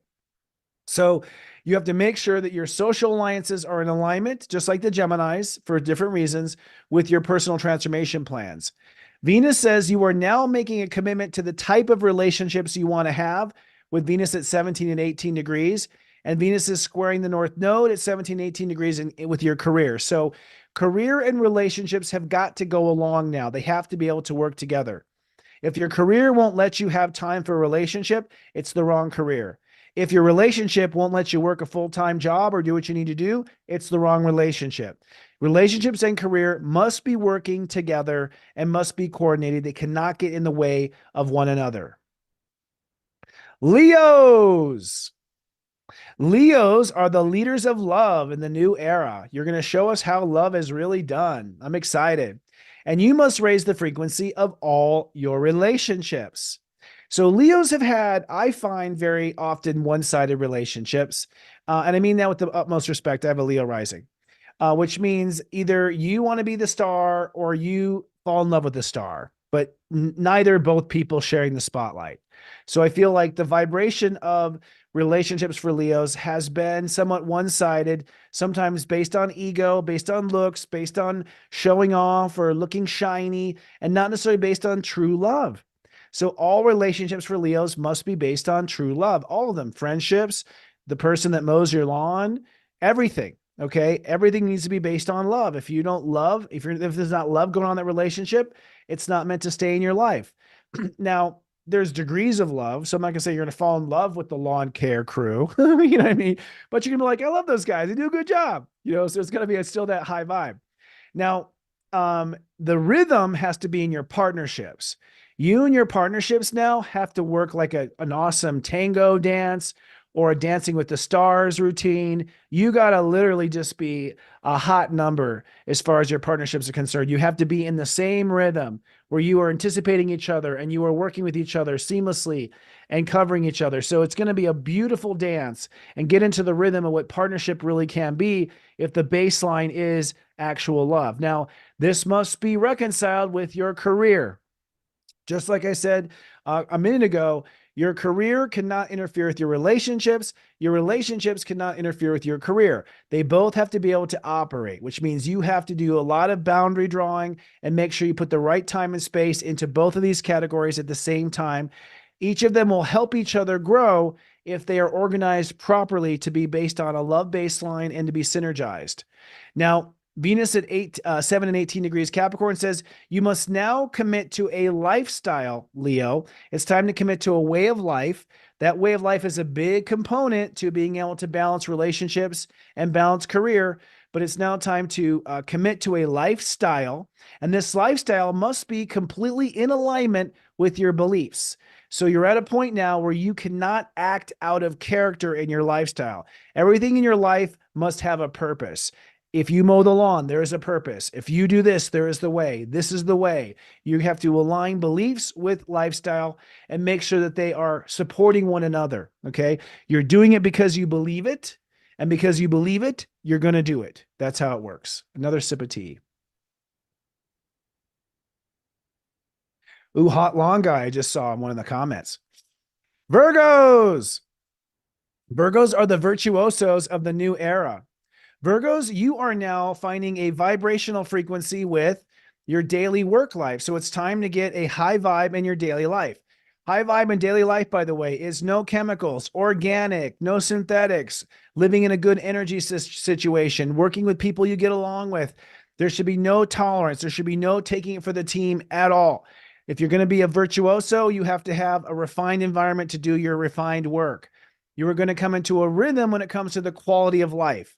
You in life are going to dance a beautiful dance. You're going to show the collective what high life means, what high frequency life means. That's going to be the gift that you give humankind, is how to live in the high life, how to live that high life and live in a high quality life. This has to be in concert with what you believe in life. Just like the Leos, you have to do what you believe. You have to basically only do what you believe and not do anything you don't believe in. It has to be in alignment with your life purpose. So Virgos have a lot of quirky tastes. They like this, they like that, they like this, they like that. And it's like, okay, it's fine you like that, but if it's not in concert with what you believe, it's not time for that right now. So you really have to streamline and get rid of the daily activities that are not in concert with your beliefs and your life purpose. Not just belief, but what you've come to do. Don't worry, in retirement, on vacation, you'll get a chance to do those weird, quirky things. But right now, you got to raise your frequency, which means you need no friction, nothing holding you back. So get in alignment. Everything in your life must be according to what you believe. Now, Venus at 17 Capricorn and 18 Capricorn means it's now time to commit to what your heart wants the most. It's time to commit to your personal dreams. It's time to commit to the type of lover that you want. And it's time to be strong with that commitment. But that lover and that heart's commitment has to be coordinated with what your personal comfort zones are. You cannot change your boundaries for a lover anymore. You cannot. Virgos they could take one for the team, they could tolerate, but the planets are saying, no, that throws you out of frequency, that throws you off the mark. You must now have an alignment between where your comfort zones are and what your boundaries are and what your love and your heart is going for. By staying within your lane of what is comfortable to you, your heart can soar. If you're going outside the lines when it comes to love relationships, you're not going to fully be able to invest in that love, and it's not going to happen the way you want it to happen, which is everything. You want it all. You want the bells and whistles. You want everything, right? So if you want everything, make sure you color between the lines when it comes for that. I'm not sure why you can't hear, but I'm sure people will bring it up, help you out in the chat. All right, one more sip of tea. Libras. Libras are the peace artists of the new era. And I love this. Libras are going to show the collective what love is really about. And I know Libras are going, what? Yep. I know it's a fun surprise, isn't it, Libra? You're already masters of relationships, but you haven't been masters of love. And so what you have to get into the right frequency is it's time for Libras to raise the frequency of love. I think Libra's frequency of love has been working out, getting along, being on the same page mentally. I think that's kind of where it's left. And God is saying that's not enough for Libras anymore. It's got to be gaga, true love, make a fool out of yourself, jam box singing to her in the window. It's time for high vibration love and high vibration creativity. You need to only create things that you absolutely love. Okay, that's the new era. So raising the frequency of love, raising the frequency of creativity and your creative projects to a higher love level. Now, what you're getting in rhythm to is your personal dreams. It's time to get in a rhythm with your personal dreams. It's time to start dancing with the big, gaga, high imaginary, like unicorn dreams. It's time to dream unicorn level, basically, and to get your whole life dancing to that unicorn dream. Now, that energy has got to be in cooperation with your boundaries. There's a certain boundary of comfort zones. There's what you're comfortable with and what you're not comfortable with. In some cases, your dreams need to slow down a little bit. In some cases, your boundaries need to open up so that they can accommodate these dreams. Maybe you're being a little too conservative. Maybe you're a little too shut down. Maybe you're not opening up enough. So you have to finesse your boundaries and work on your creativity and your love so that they both can work together. Both boundaries and love and creativity must be on the same team, working together in a cooperation. Now, Venus at 17 degrees says it's time to commit to an emotional security structure. Emotional security is a whole bunch of things, but it can't just be money and material. It has to be energetic. It has to be emotional.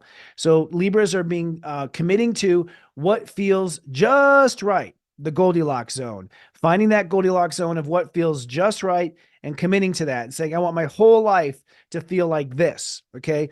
Your whole life feeling like this is the pole in the ground that allows you to balance and do your Libra thing. But that emotional plan has to reconcile with all of your relationships. A relationship cannot throw you off your center. A relationship cannot throw you off of your emotional well-being.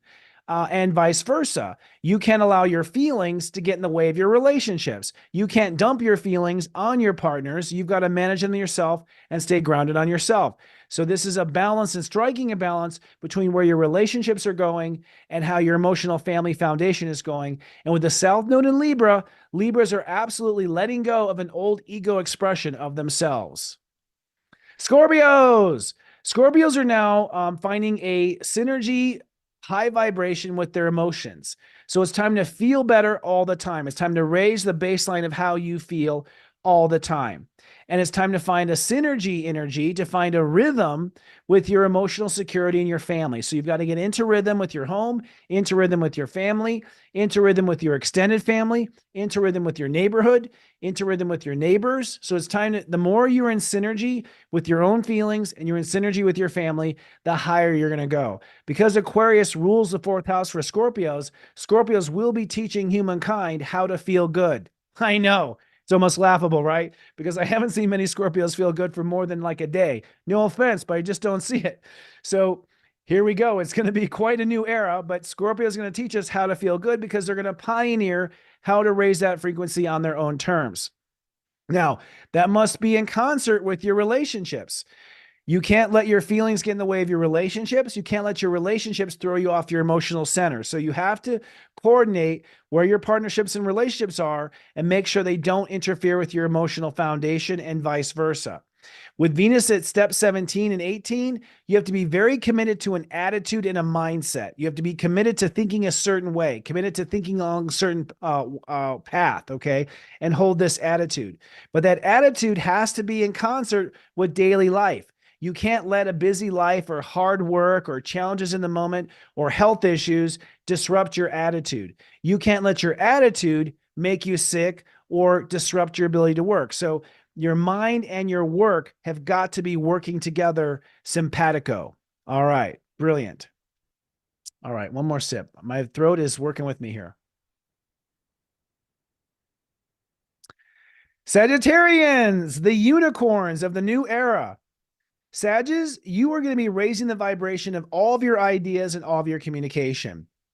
And the thing is that Sagittarius don't necessarily have low vibration thinking, but they will go there so they fit in. They will go there so they feel like they get along with everyone. They have a lot of FOMO, fear of missing out. And so they tend to like adopt the local slang, say the same expressions because they're trying to be cool and fit in. And really what's happening is mental is energy. And so if your mind is going to that vibration, you're actually lowering your whole frequency so you can get along with someone that you'll never see again. So it's time to raise all of your thinking communication to meet the likes of love and high vibration and creativity. And it's time to get into a rhythm with your attitude. You've got to learn what the best attitude to take on everything in life, and you got to dance in that attitude no matter where you go. You got to bring that attitude. That attitude has got to arrive to the event before you do. All right. So time to get an awesome unicorn attitude and really own that attitude as much as you can. Now, that attitude has to be balanced with daily life. Just like I said earlier, you can't let work get in the way of the attitude. You can't let your attitude disrupt your work. So your daily workflow and how you operate day to day has to be in concert with this attitude. And you can't let an attitude disrupt you at work, and you can't let your work schedule mess with your attitude. So they both have to work out strong. If those two work together, that's like a cornerstone of a building, okay? That you're living that attitude in the day in and day out of your routines. Now, Venus at 17 and 18 says, you've got to commit to your financial plans. It's time to commit to where your business is going to go, to where you're going to make your money and where you're not going to make your money. So it's last call for whether or not you're going to make your money this way or that way. Now, this money making has to be in concert with your own personal dreams. You are not free to do something you don't love anymore. It's going to end up bringing you down in a big way. You have to be pursuing what you love. You have to be there for your children, which is the highest creativity there is.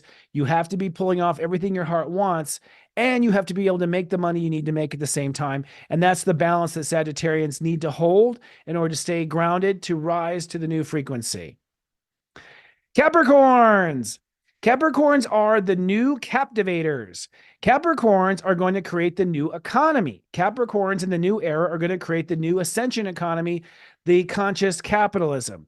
This is why they're the captivators. They're going to sell the world on these new inventions. This is clean energy. This is, stuff like Sirius Joy. This is all sorts of stuff. Now, you must raise the frequency of money and income. You must be in it for the frequency and make money the byproduct of the frequency. Money can no longer be the product. Money can only be the byproduct of feeling and loving how you're making money. You must love the frequency of how you make money and put your focus on that. That means that you're in love with how you get there. Okay, in love with the process, not the outcome. Then you must develop a rhythm around abundance. A rhythm around expecting the world to deliver, expecting things to happen on their own, expecting frequency to beget frequency to beget frequency. So that's abundantly multiplying your ability to manifest material, focusing on the vibe of the material rather than the material itself. Now, this investment in the new economy has to be reconciled with your own personal dreams. You can no longer give up what your heart wants to make money. That will collapse you immediately. You have to be fully heartfelt invested, getting everything your heart wants, which means if your heart wants to play golf, you got to play golf. If your heart wants to travel, your heart has to travel. You have to be getting both what you love and the business and the manifestation that you want at the same time. They cannot be out of balance, and they cannot be put off. You can't put off the love till you retire. That's not going to work anymore. Those Capricorns are going to sink like a ship if you're trying to put off the joy until after you make a certain amount of money. That's total old school. Now, Venus in your sign says you are now committing to a new behavior. You're committing to a new response pattern. You're committing to being a new character. This is the character that's the result of 15 years of Pluto in your sign. You worked very hard. It's time now to commit to this character, commit to this action plan, and probably commit to this title too. You're going to commit to a title. I'm a plumber. I'm a singer. I'm a dancer. I'm a lover. I think there's a song there. But the point is, it's time to commit. Now, that commitment cannot interfere with your emotions or your family. Okay. So your character has to be in line with your emotional needs. Your character has to be in line with your family. Your character has to be in line with a home life. All right. So again, this is work-life balance. Your character cannot throw off work-life balance to raise your vibration to the new era. And so it is. This is the way.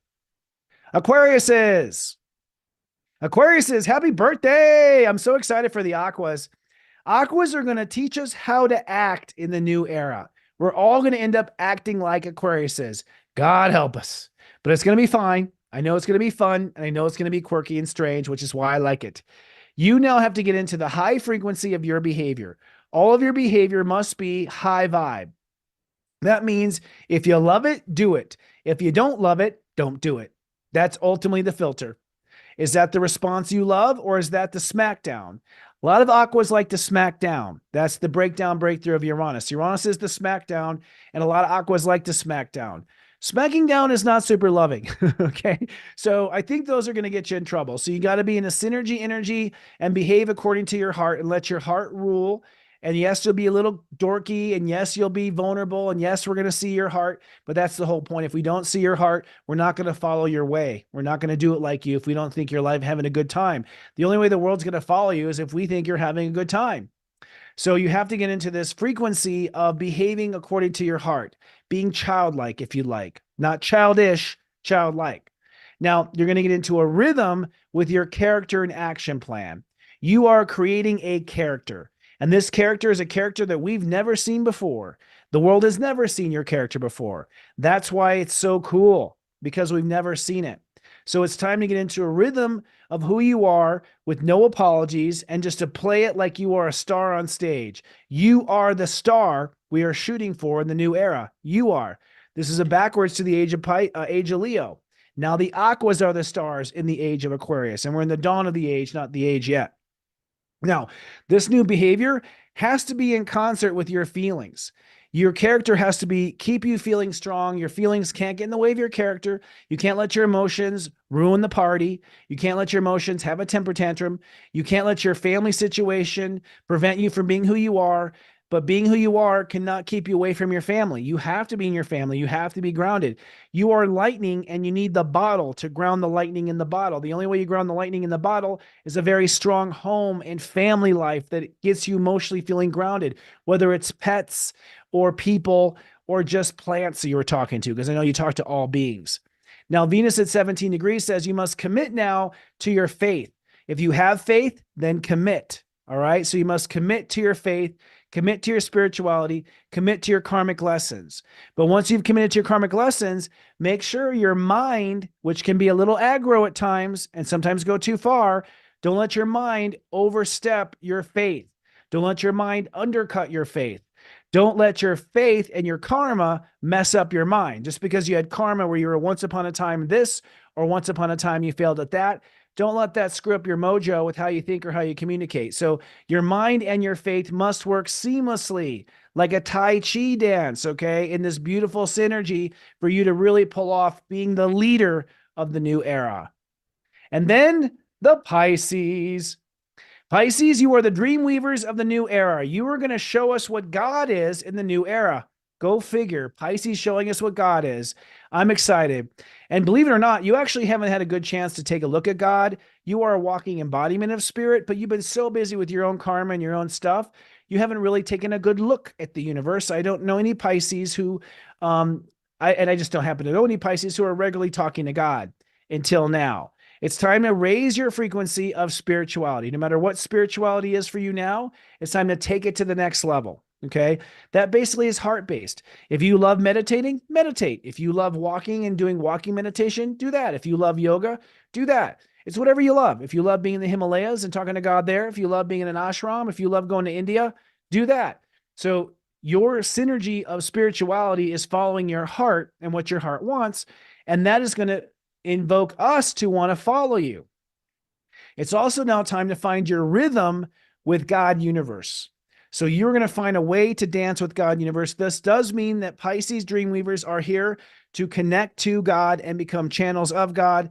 If you haven't already, you are the God service providers, the GSPs, the God service providers of the new era. Now, this spiritual faith must work along with ideas and communication. Your mind cannot get in the way of your faith. Your faith cannot interrupt your mind. You cannot let your mind be corrupted by the bad things you did or the karma you carry. Okay. And your mind cannot speak out of what you spiritually believe. You can't let your mouth go running off in a direction that is out of alignment with your faith. So your faith and your mind have got to be partners on this new era. When it comes to Venus, you are going to connect, you're going to commit now to who you belong being in society. It's time to commit. Who are you in the world? Are you this? Are you that? Do you do windows? Do you do tile work? What do you do? What's your connection? What is your social reputation? Who are you to the world? Who are you to your neighborhood? Who are you to your social clique? And that new connection of what you decide to be must be in alignment with how you make money. So no more, I appear this way, but I make money that way. Your values and your money must be who you are. So when we see you in public, we must be able to see your values. We must be able to see what you invest in and what you don't invest in. They cannot be hidden. You can't let society's opinion get in the way of making money. And you can't let money be the excuse for why you're not out in society. So money and society have got to be on the same page. And this is why you're the dream weavers, because you're about to live the dream. All right, friends.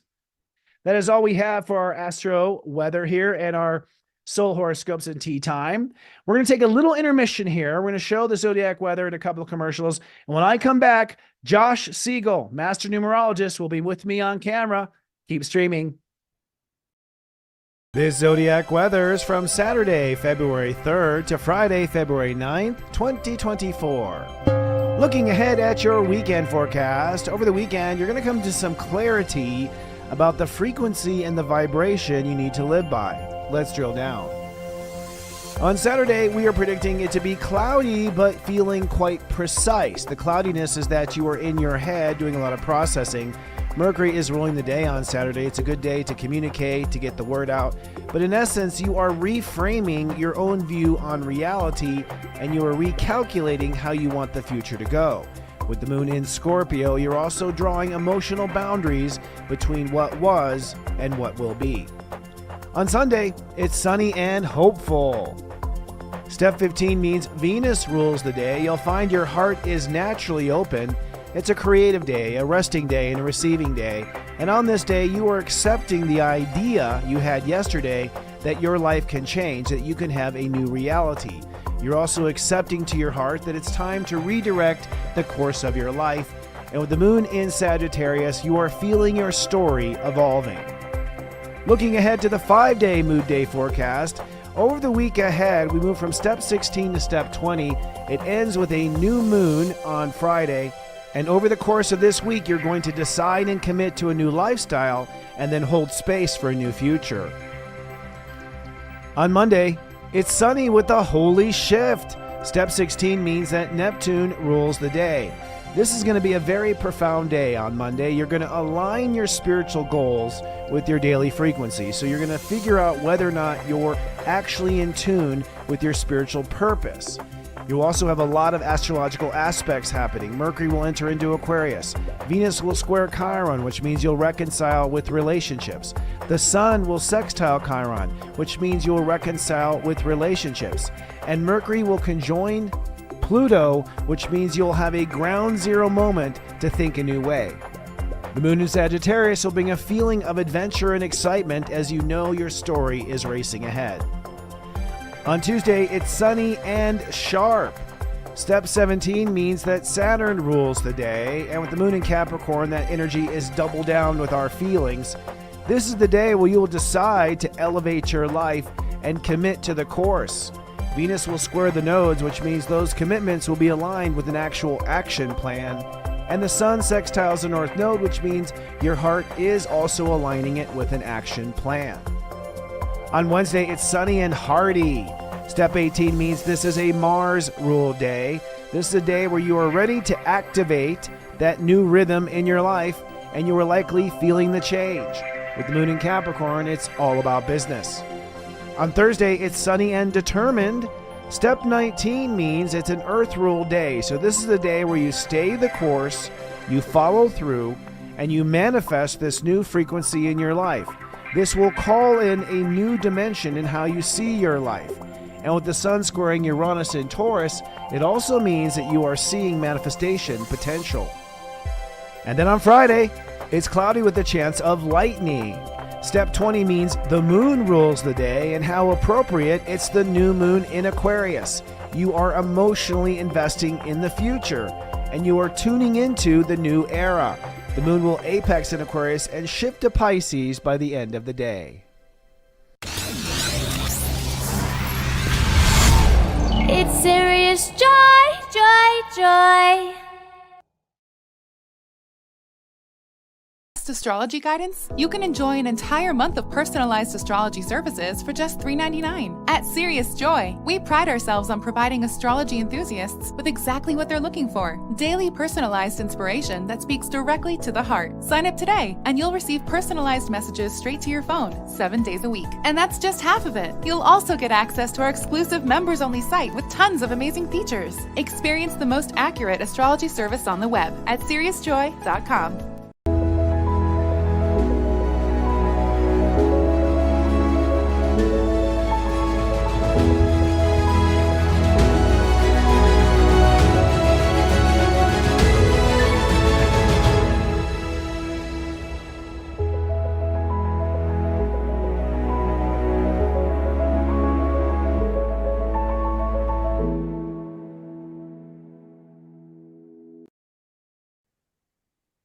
Hello and welcome to Astro Mingle, the spiritual podcast that mingles with the talented light workers and innovators and influencers of our time.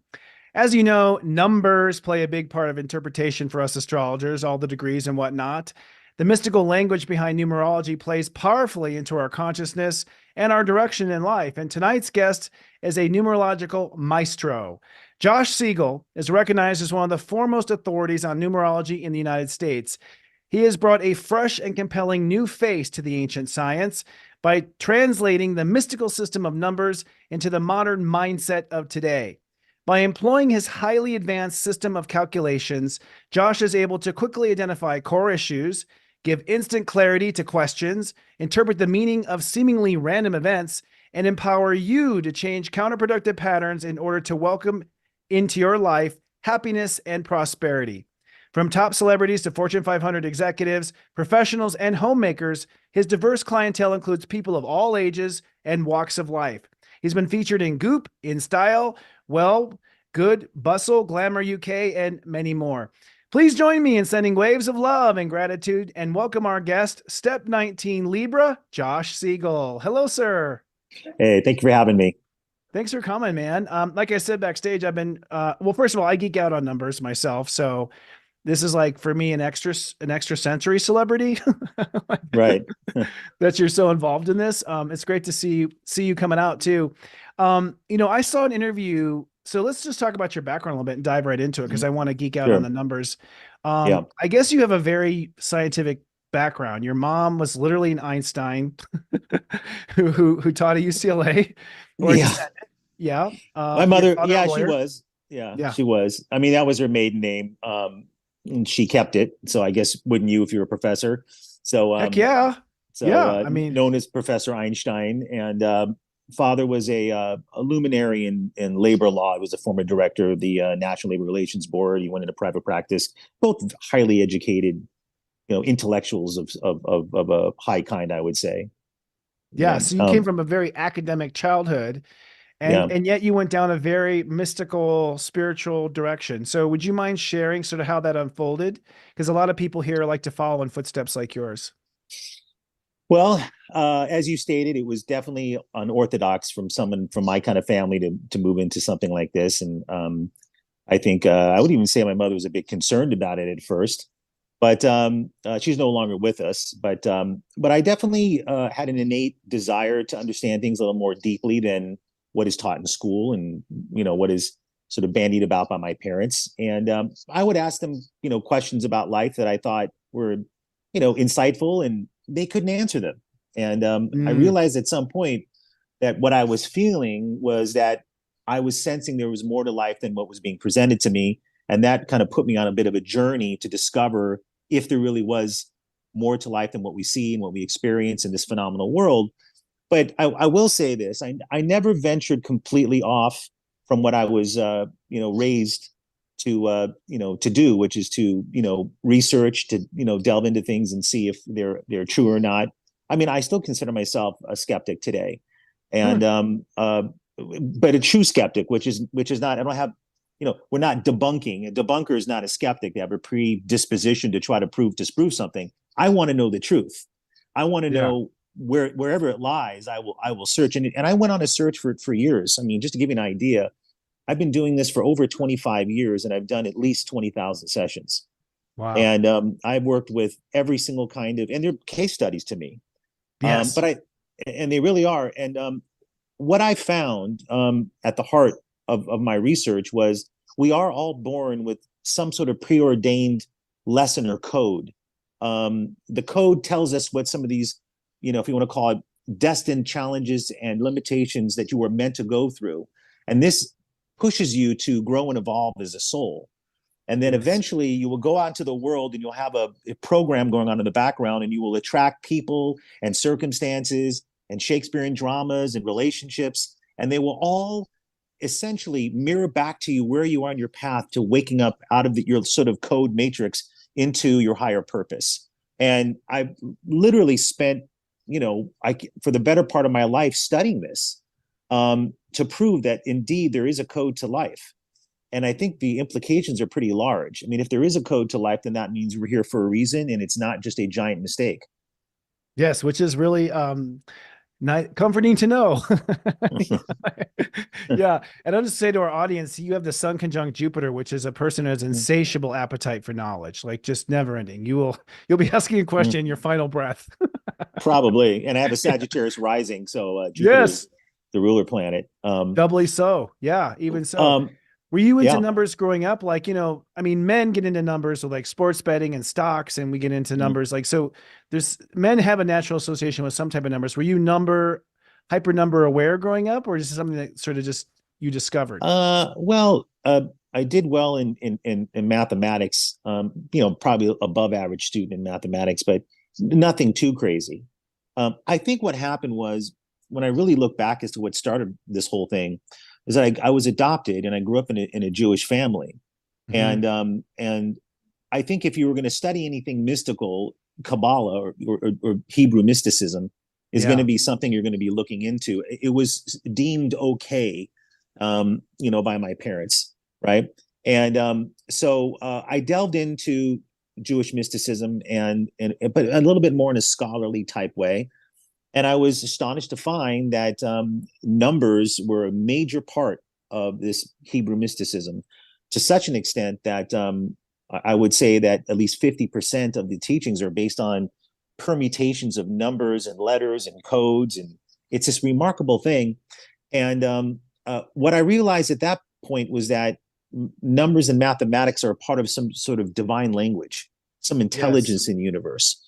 And but I didn't stop there. I went outside and I started, saying, is this unique, to Kabbalah?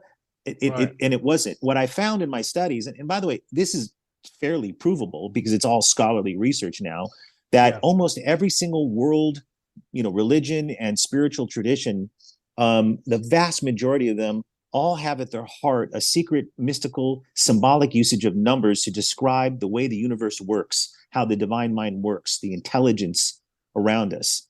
And it was astonishing to me because I thought, why is this not taught? Why is this not common knowledge?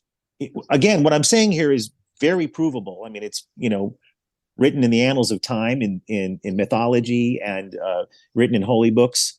You can see it in the Egyptian mythos. You can see it in the Vedas in ancient India, the Sumerians. I mean, for God's sakes, the Sumerians deified numbers so much that they literally connected numbers, like they affixed numbers to their gods. Like their highest god was given the number 60. By the way, just so you know, they created that 60-based system that we use today for time, the 60 minutes an hour. Really? And 24 hours a day. I didn't know that. That's so interesting. Sumerian, huh? The Sumerians created that system that literally defines time as we know it, and they basically worship these numbers. That's fascinating. And like even like the cult and the Masons with 33-degree Masons, and you see numbers, you see that sort of thing as well. Isn't the master number in the Kabbalah 9, if I'm not mistaken? There's like 369 is a big part of the tree of life. I mean, I've studied it this much, so I have no idea. Right. Well, they call it the 32 paths of the tree of life. Okay. Right? But there are actually 22 paths that connect these. Well, I should probably tell you what it is. So the Etz Chaim, or the tree of life, is a mystical diagram that symbolizes, I didn't know I was going to get into this today. It's interesting. That symbolizes basically how the universe came into being from sort of the universal Godhead into the material world. And it pictures 10 spheres connected by lines. It's really a fascinating study. But I think the master number you're referring to is 22. Okay. And although, by the way, you can have 22 in your chart in one of your numbers. The system that I use, people have either 5 or 6 numbers that they were born with. And each one of these numbers describes certain qualities of you. You can have the number 22 in your chart. I refer to it as the master builder. And it can signify someone who has the capabilities to work well on large cooperative ventures and bring people together and build large scale projects. And it does bring a certain amount of powers to a person. So all of those numbers that were, used to symbolically reference all these divine, mystical ideas of the universe actually can be in anyone's listening to this reading what we're talking about right now may have some of these archetypal numbers in their chart. My job is to take all that stuff and boil it down into a code that decodes basically a person's life, why they're here, what their challenges are, why they attract certain things, and then help them to break free, right, of the code itself. And then these numbers morph into your higher purpose.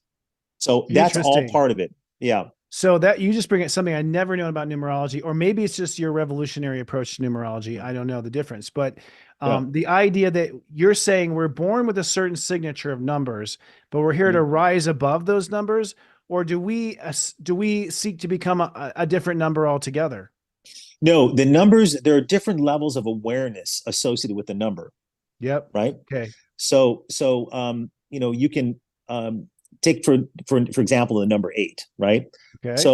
So a more challenged manifestation of the number 8 is someone with low self-worth, low self-value, right? And maybe a poor value system. Maybe on the other hand, they might be overly fixated on material success in order to build self-worth and attracted to status and achievement and making that, the most important thing in their life. Or they may even on the extreme opposite, depends on the chart, they may sabotage themselves because they don't feel worthy of success, right? However, through growth and working on yourself and understanding these wounds that usually are presented initially in your childhood, in your environment growing up, this is very psychological, right? Yeah. So maybe the parents fought about money. Maybe a parent was overly concerned with their career instead of being a parent. Maybe someone manipulated with financial things. I mean, there's all these different, I'm writing my book, and I'm each one of these numbers, I'm giving 5 different case studies that I see more than others, typical storylines that go along with that number, right? That's great. And it's based on real life case work. The stuff that I say is from 25 years of experience. I'm not manufacturing it. It's from people, real life people, and learning how these numbers actually manifest in human beings' lives. But if an 8 starts to grow and evolve, they may learn to use, own their power and authority with a higher vision. They may develop a much better, if you want to call it value system, where they learn that financial matters and success are only a part of life, and that and having better relationships and family are more important. They may learn to realize that they can empower others so that they can achieve and develop greater sense of fulfillment from that. So it depends where you are in your consciousness and awareness. You see, I consider like a system that truly works to be based on a person's work that they do in their life. Agreed. I agree. Is not this, astrology does the same. Yeah. Yeah. Do you have, so are there, in astrology, we have what we call progressions. I don't know how much you know about astrology. I'll assume a lot. Okay. So you're born in a certain chart, but then there's these formulas that say, now you're this. So I was born in Taurus. Technically I'm a Cancer now. Right. And a 7-degree Cancer. I'll be an 8-degree Cancer later this year. Right. Are there progressions in numerology the same way? And can you calculate them? So there is something called the numerological cycles. And they work on a 9-year cyclical basis. So depending on what your birth date is and the year in question, you'll be either 1 through 9. And now there are, I've done a bunch of these interviews and online, stuff where people ask me about this. And so you have to understand there are generic definitions from being, let's say, in a 4-year, which you've just started, and to be honest with you, I just talked about the number 22. You're actually in a 22 4-year. Just so people understand. And I don't think it's spoken about enough because there's so much stuff on the internet these days, and it may not be accurate. You must use double digits to do a full-blown numerology chart. So it's not just— I'm a firm believer of that. I agree, sir. Yeah. So you are indeed in a 22-4 year that you just started, and you're actually next year you'll be going into 23-5. Now, in other words, just to be more specific about it, you're going from a 4-year to a 5-year when you go into 25. Now you'll have another 4 years until you make your 9-year, and then after that you go back to 1 again. Now there's generic meanings of these numbers, which I've talked about ad nauseum. However, you want to look at the lesson numbers in a person's chart, then look at when cycles that are similar pop up in a person's life, and then ascertain how they reacted to that cycle. This is a big part of the work I do. Yes. And the last time I was at 22 or whatever. Yeah. Well, yeah, the last time. Yeah. And let's say you 22 is an important number in your chart, in your lesson. We might go back to the last 2 times you're in a 22, and then determine from what occurred. I'll ask targeted questions. I don't even let a person talk for the first 20 to 30 minutes because I do an analysis of the chart. I don't want to be influenced. And what I'm seeing is, sometimes I see, well, you probably do this, but you're probably moving towards this is where we need to get you to. But other times I just see the higher purpose in the chart, idealistically where we're going. And then my job is to help you find out what it is that's moving, getting in the way of that process, right? Yes. Also reenactment wounding patterns, in psychology, they call that repetition compulsion. So this is what I found is that the numbers do describe certain wounds that you may repeat, particularly in your intimate life. So a lot of the time when people are having difficulties, attracting a proper relationship that works, they're probably unconsciously reenacting, the if you want to call it the wounds or the lessons signified by the numbers in their chart. So I do all of that in a reading. All of that is done. And so, yeah, you want to look back where you were before, and together with the client, we want to see the arc of development, where they were back then and how they've grown and evolved, and applaud them for where they are now. And then, better advise them and how we can get further into greater integration of these numbers, higher purpose, better relationships, and so on and so forth. Have you noticed a pattern between first cycle, second cycle, third cycle, like an evolution that happens just typically generically between those cycles? Yeah. Well, they work in 9-year cycles. So, I mean, you mature and you grow and evolve. I mean, sometimes I'll go back to a cycle and that looks like it could have been very difficult, but they're only 20 years old. And they were like, oh yeah, my friend Cindy, like totally screwed me up at like the dance, and they felt betrayed or something like that. And it was, they weren't ready to delve deeper into it. And then you'll go 9 years later, because every 9 years you're going to come under the same number, right? Okay. Or at least the base. And then you'll see something even deeper happening. But here's where it gets interesting, is when we go further 9-year cycles down the line, and listen to this, instead of reenacting the wound or the program, they're now manifesting the higher purpose signified by that number. Okay. Consciously. Okay. Consciously doing it.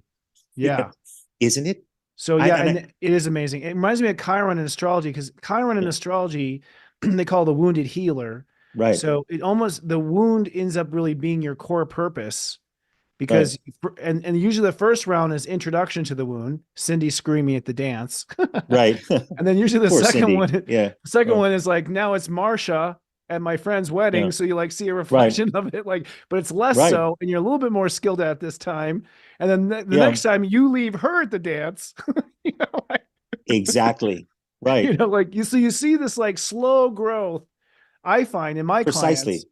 But I'm looking at planetary cycles, though, which I think it's all the universe and how you see the patterns in the universe through the numbers.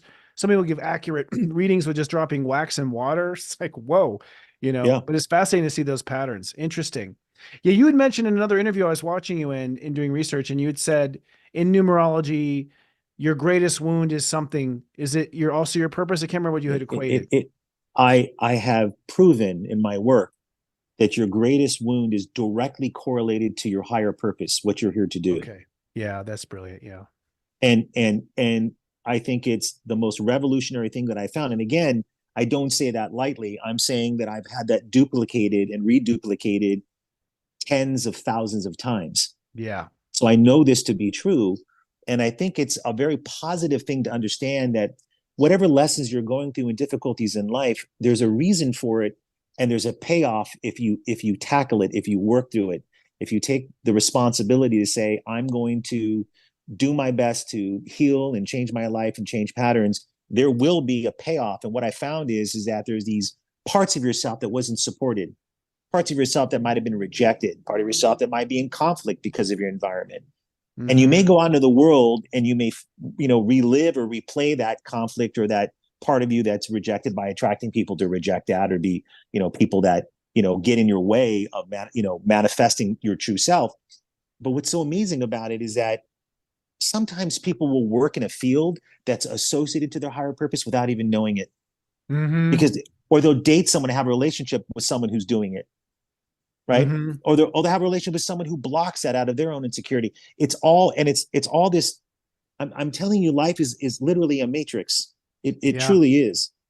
Yeah. And once we start to wake up out of these patterns and see what's going on, you realize you have all these incredible qualities about yourself that haven't fully come through. And then it's about giving yourself permission to do that. And that opens the door to so much in your life that you didn't even think was possible.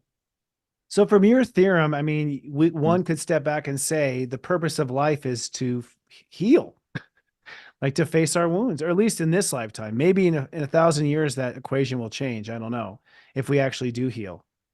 I know that to be true. It for some reason, and look, it's not that I love this, by the way. I don't love the fact that we do have to go through difficulties and get hurt, and deal with things that are a big bummer in life. And some people are, can become traumatized by things. But for whatever reason, the grand mind that set this whole thing up, and the, I guess, decision to come here or however this works, and these are mysterious things as to why we incarnate here and all that. And I don't pretend to know all those things because I think it's supposed to remain mysterious. But somehow the ancients, utilizing, certain tools, astrology being one, which dates back millennia, and numbers, which can help calculate astrology, by the way, right? Yes. And somehow we're able to tap into these things to help us understand our lives. And I think they're powerful tools. And when they're used properly, it helps us negotiate the waters of being, a soul and a body on a spinning planet with all the crazy stuff going on in the world. Yeah. It brings order. I find it fascinating with numbers. I mean, in my own work, it all comes down to numbers. Even in astrology, Linda Goodman had kind of broken the code that like Saturn is 8 and Uranus is 4. And it seems to me like if aliens landed on the planet and I did this, they would know exactly that meant 3. To me, like numbers are the one universal language. Even an ant probably knows the difference between 2 and 3, right? Like where a monkey knows the difference between 5 and 6. Like it seems like it's encoded in our being. And also the relationship with numbers I find interesting too, because 0 is very lonely. 1 is somewhat lonely. 2 is less lonely. 3 is a little bit of a crowd. Like there's these psychological dimensions that come with just the idea of a number on its own, which is sort of universal. Squirrels would say the same thing, You're completely right. You're dead on. And so Carl Jung, the great 20th century godfather of psychoanalysis, he was a mystic in his own right. Yeah, he was very mystical. People don't know that, but he was. Very much so. And he traveled around the world and he, researched, great, mythic traditions and mystical traditions. And he came up with this theory called archetypes, yes, which are patterns or images or symbols that seem to be universal. That in other words, there's this story of these incredible stories that are, in ancient Egypt. They're very similar to Central America. They're similar to ancient Sumer and all these kinds of things. And why are these stories so similar? Well, numbers used as a, mythic code was universal. This is what I told you about what I found in my research. And Carl Jung saw this and he noted numbers as the prime archetype. He said, and it was basically what you just said. And what he said was that human beings didn't discover numbers. They were already there. They existed as this, this powerful concept, that seems to, like you said, it's like breaking it down to the most clearest form of everything. 1, 2, 3, like we know what this means, and it does have properties to it, right? The other thing that you said I thought was interesting is that led me to think about this is that when I thought about this, how is it possible? Because believe me, I grew up in a very skeptical family, that something like your full name at birth and your birth date would have anything to do with you. It seems quite arbitrary, right? One of the things, well, it took me years in order to perfect the system where I'm in now. And I went through struggles and, what's working and not working and testing and trial. But something that I realized at some point is there not a mathematical code to our human DNA? Is there not? Yeah, probably. It's a valid point. It's a brilliant point. Yeah. When scientists map the human genome, right? They map basically the code to why we looked at what color hair, predisposition, disease, all these physicalities to us. This goes along with the concept that numbers are this universal system, that there is a numeric pattern to everything, including our physicality, right? I mean, if there's a universal code like the ancients believed to the universe, we're part of that universe, right? And our physical bodies are part of that universe. So why wouldn't there be a mathematical code to the essence of who we are internally, our qualities of our being? Why would that universal system of numbers simply dissipate when it comes to the essence of who we are? And I argue that, to me, and what I found in my research, and I have a lot of research to show this, that we are indeed a part of a greater mathematical code, but we're also here to learn to evolve out of the lower part of that code into a more awakened, higher part of that code. The sign Scorpio. You know very well that the scorpion is one symbol of it, but it's also the risen eagle. Is it not? Yeah. The phoenix rising out of the ashes? Yeah. There's what are they saying? Expression. Yeah. Okay. And you can tell me the lowest expression of Scorpio is jealousy, envy, control, manipulation. Yep. It's the darker element of Scorpio. But the eagle, the risen, has gone through transmutation, and now is basically a force of healing and transformation for other people, like Pluto, right? So has that become another number, like a 00 or 100? Have you found things like, have you found a way in the numbers to see the evolution? Do they express themselves in another number or an evolved number? Well, like I said, these cycles sort of time. It's the cycles. So the number comes around. So it's the spiral staircase of DNA. It's like, here we are again, but now we're higher. We have a higher view than when we were in the same spot, but we're higher. So it's that darn Fibonacci equation or whatever. Like Fibonacci. Yeah. Thank you. Yeah. You're 100% right. And you're right.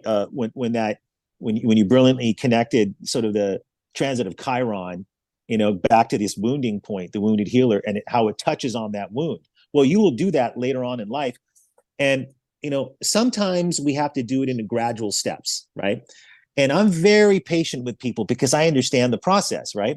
So sometimes you go from, a very toxic relationship, and the next relationship won't be nearly as toxic, but there'll be some qualities that are still playing out at the wound. You're doing kind of a preliminary half step up, right? Or in your career, you might say, well, I have a fear of public speaking, but you might, someone might say, hey, would you get up and say a few words? And you're like, oh gosh, this is, bringing up anxiety.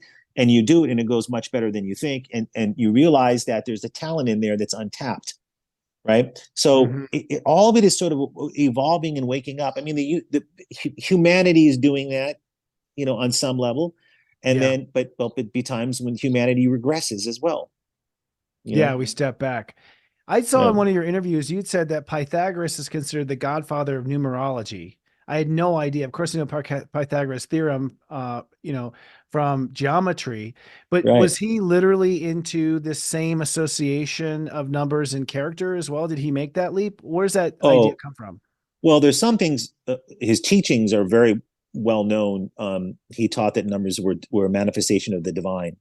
And he believed in something that sort of the symphony of the spheres, like each planetary motion had a vibration to it, and not in vibration that we know. It's more of a mystical idea, but there is this sort of vibrational content of the planets in motion. And he had a school at Crotona, and he taught well,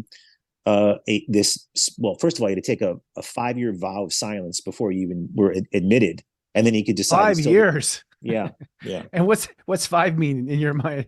Just my ex-girlfriend would have been done in 30 seconds. She would have been like out, been finished. A Gemini couldn't last 5 seconds. Not a chance. That's funny. But yeah, I mean, he's considered the Godfather. Because he associated these numbers with all this deep divine meaning. He even believed that if you knew the vibrational content of a building and you could, manifest that vibration with some kind of instrument, you could bring the building down. I mean, there was all these. He taught all these incredible concepts. I think just to be scholarly accurate, I said it's attributed to him. I think some of what's attributed to Pythagoras was probably other people, and other, he was said to have studied in Egypt. I think there's enough evidence to show that probably happened. But there's also traditions that he studied with the Persian Magi and all these kinds of things. And but for the most part, he developed the Western music as we know it, the 7-note scale. So wow, I did not know that. Yeah. And 7's interesting too. I mean, do you see a magic to? I mean, 7 is in my world. 7 is very spiritual. It's Neptune, right? So a 7-note scale seems kind of heavenly to me. Do you think in those terms, like absolutely, when a set of 7 must adhere to some sort of principle? You said it's 5 years of silence. Is there a significance to 5 being the number of years? Probably signified by the 5 senses. In other words, to not be run by your senses and go beyond into your deeper senses. They call it the 6th sense, right? But you should be interested in the number 7 because that indeed is your life path number. Yeah, you are a 7. Yeah. I'm a 34-7. Is that correct? You were right. That is correct. Yeah. 34-7. And I love the number 34, which is weird. Are you a person that goes around finding number? Are you just like kind of a what's the word, like the Rain Man, where you're just like looking at your hotel number, you're looking at license plate numbers, you're looking at phone numbers, you're just seeing the matrix code everywhere and everything, just attracting these numbers? I did many years ago. I did have these experiences, and I think I just moved beyond that. I get it. I understand. I mean, a gazillion people have asked me about, I see 1111. I see, 444, 222, 33. I mean, there's the gazillions of these things. And it's interesting because numerology now is sort of grown in pop culture. And part of the reason why is this term called angel numbers. Yes, you're right. Yes. And these angel numbers are supposedly these numbers that are, it was coined by Doreen Virtue, who was sort of a new age spiritual writer in the early 2000s, who at some point came to disavow all of her teachings and became a devout Christian. But she wasn't really a numerologist per se, but she associated these numbers with some sort of angelic, communication. And I don't think that's exactly what it is. I think they're, like I said, they're archetypes and symbols. And remember, the mind, when you see numbers, is affixing to the deeper meaning of that, right? And again, archetypes, it's already in us from being humans on planet Earth for thousands of years, right? And so you even pointed out, one is, zero's alone, and one's by myself, but 2, I've got something to, bounce off it, and 3, 3's a bit of a crowd, but we can do things together. Like, these numbers do really exist in the recesses of our mind. And so when you're seeing them, if people are seeing a lot of having very powerful experiences with number sequences, it's probably because they're about to shift in their life. And it's the universe talking to them, that's reminding them, maybe they're about to break out of old patterns, and they're about to become more enlightened, or make a bigger decision in their life and not stay in the same place. All these things happen, and they're all connected. Like Jung talked about synchronicity. Yeah. Right. And that is a fact. I mean, in my own practice, these events that take place under certain cycles, and the type of people they bring in, and the dramas that played out, it's remarkable. There's something going on. Do you play? So it makes you wonder. It's like, how much is fate and how much is free will? What is your theory of fate versus free will? It's both.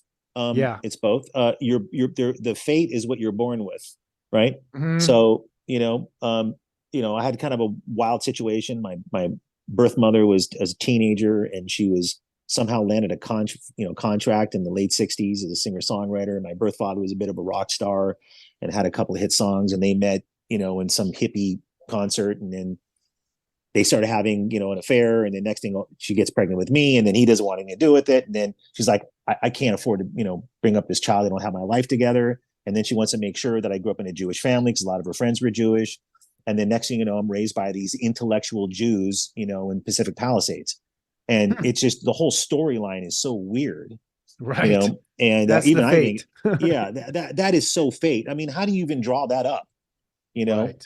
The academic mom, the Einstein, it's just all so strange. And then, but then what happens is you will be influenced by greatly, your childhood and the environment around you. They've been known by psychology for decades. Why do you think they always ask you, like, tell me about your childhood? They're trying to determine how mommy and daddy screwed you up, and even in the best of families. But there are other things that are meant to happen. And that's when you're encoded with so much of this, because your brain's developing. And then later on in life, you have all these belief systems and ideas about yourself and distortions. Yeah. I mean, an anorexic woman looks in the mirror, and what does she see? What does she see? A very heavy woman, right? Right. And it's the belief systems we have are so distorted by what we experience. And that's a part of the game. That's a part of the matrix. And that's written in there. Yet there is a way through that, through awareness and working on yourself and taking responsibility for what you attract. And then reprogramming some of these, if you want to call that, it's funny when your computer has a virus, you hit what, Norton antivirus and McAfee or something like that. Mm-hmm. So we don't have that as much in, if we're sort of affected by things in an adverse way. But these kind of things like astrology, numerology, and certain forms of spiritual therapy and like that can help us to break free of these things. And that's a big part of my work. That's a big part of what I do. It seems like the most important thing to do. And unlike psychology, where they have to sit there and listen for an hour and a half or 2 days or 25 sessions, you just can go right in with you get basically their date of birth, and you can speak to an hour on what they are, what's happening. And you don't need a license, knock on wood. It's funny. People have asked me and said, you've done more for me in an hour than I've had in months of therapy. Yes. So why don't you become a therapist? And by the way, I have suggested therapy for people. So I'm not against it. I'm not a big believer in talk therapy. Yeah. Because I think it sometimes creates a dependency, with your therapist. And I've seen people in therapy for 20 years. Right. And I think that's not working. But I do think, stuff like somatic therapy and EMDR can help heal people with a practitioner that knows what they're doing, and there's always a therapeutic approach to what you and I do. What would you tell me if you saw my Saturn moon opposition? You'd say, hey, my man, what was your relationship like with your mother growing up? Exactly. Well, that's literally it right there. That opposition, I think, is the adoption right there. You got it. Control being separated from the nurturing or the parent. That's right. Have you thought about, I'm just had a thought coming as you were talking. It's just like how computers have jumped from binary to quantum to 4 now. It seems like that's almost a significant evolution in our baseline of computing that we've gone from 2 to 4. It's interesting. You know where the part of the origin of binary code comes from? No. This is remarkable. There's this 18th century mathematician, I think he's Austrian or something, or German, Leibniz, right? And he's looking at and researching something called the I Ching, which is a ancient Chinese mystical system. I think it's literally over 5,000 years old. I think it's the oldest mystical system in philosophical system in China, right? And in it, there are 64 symbols called hexagrams, 64 of them. And it purports to help you to understand the past and the future. It's even Confucius did sort of rewrote part of that and add his 2 cents to it. Anyways, Leibniz, here we are thousands of years later, Leibniz is researching this, and he sees in it this code. And that code speaks to him as ones and zeros. And the next thing you know, he's the originator of what later becomes the binary code. And he got the inspiration from it from a 5,000-year-old mystical system from China. And now it's a part of our computer language. It's amazing. It was. we're now elevating to this quantum simultaneous Right. 4. And he boiled down Right. 64 down to 2, which is really interesting also. So how does giving us some of the staples of how this works? I'm a 34/7. So Mhm. what's the relationship between that compound number and that singular net? Great. So you want to look at the linking number first, the one in the middle, because Oh, that's going to have interesting. more of a relationship or a balancing act with the single digit, right? So 34/7, right? So the 43/7, we're going to put a little bit more accent on the 3. Now the 3 is still there, is there, but Yeah. 4 is a very analytical number, right? Okay. So people ask, well, how did you get into numerology? Do you have like all these spiritual, And I said, well, I actually do have an 11 life path, a 47/11. And I have, strong 6 energy, which is service and healing and helping and da-da-da. And the arts, I was a musician at some point. And so I said, well, why numerology?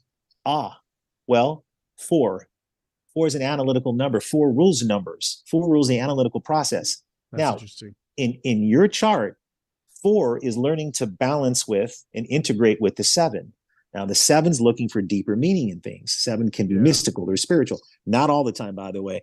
When I do a chart, again, it's usually 6 numbers. So keep that in mind. But so we're only doing one number here. We're scratching the surface. But those 7s who are into the spiritual and the mystical are learning to balance the analytical with the spiritual, right? So true. So they need an analysis and a grounding form of spirituality that they can depend on, that has a certain amount of provability to it or system to it. You need that. And so it's called practical spirituality or using analytics or numbers or understanding the system to find a deeper truth. 7. Yes, that's Right? completely true. Now So there's other, even my brand is Sirius Joy. My first brand was right, Soul Garden. So it's always right. it's always grounding the spirit in something practical. That's my total formula. That is my whole code of life right there. And it's written right here as clear as day. The other thing is that 7 is a number that requires a test of trust, right? And 4 in is myself or others trusting me. Well, this gets into some really interesting things. So remember, this is part of your life path. And so there are going to be lessons growing up. Now, 4 is also the foundation of your environment growing up. So I'm sitting on 4 legs of a chair, right? So 4 is your sense of stability and the foundation of your home and your family. Now, 7 can signify that there are issues with trust or breakages of trust within the foundation growing up. Okay. Now, how that affects you is that predisposes you to have certain trust issues. Right. Now, I don't know what the rest of the numbers are showing here. So, I'm just saying what the potential is in different cases. That's great. Right? We can keep it private. That's fine. Yeah. Just fine. Yeah. So, but there are going to be cases where maybe you relive that by attracting people that, may not be trustworthy, and you may reenact that betrayal and trust. However, I told you there's a payoff for all this stuff. There's an old saying, I don't even know where it comes from initially, but something to the effect of, woe to those who have no adversity, for they have no reason to seek me or to seek the truth. Right?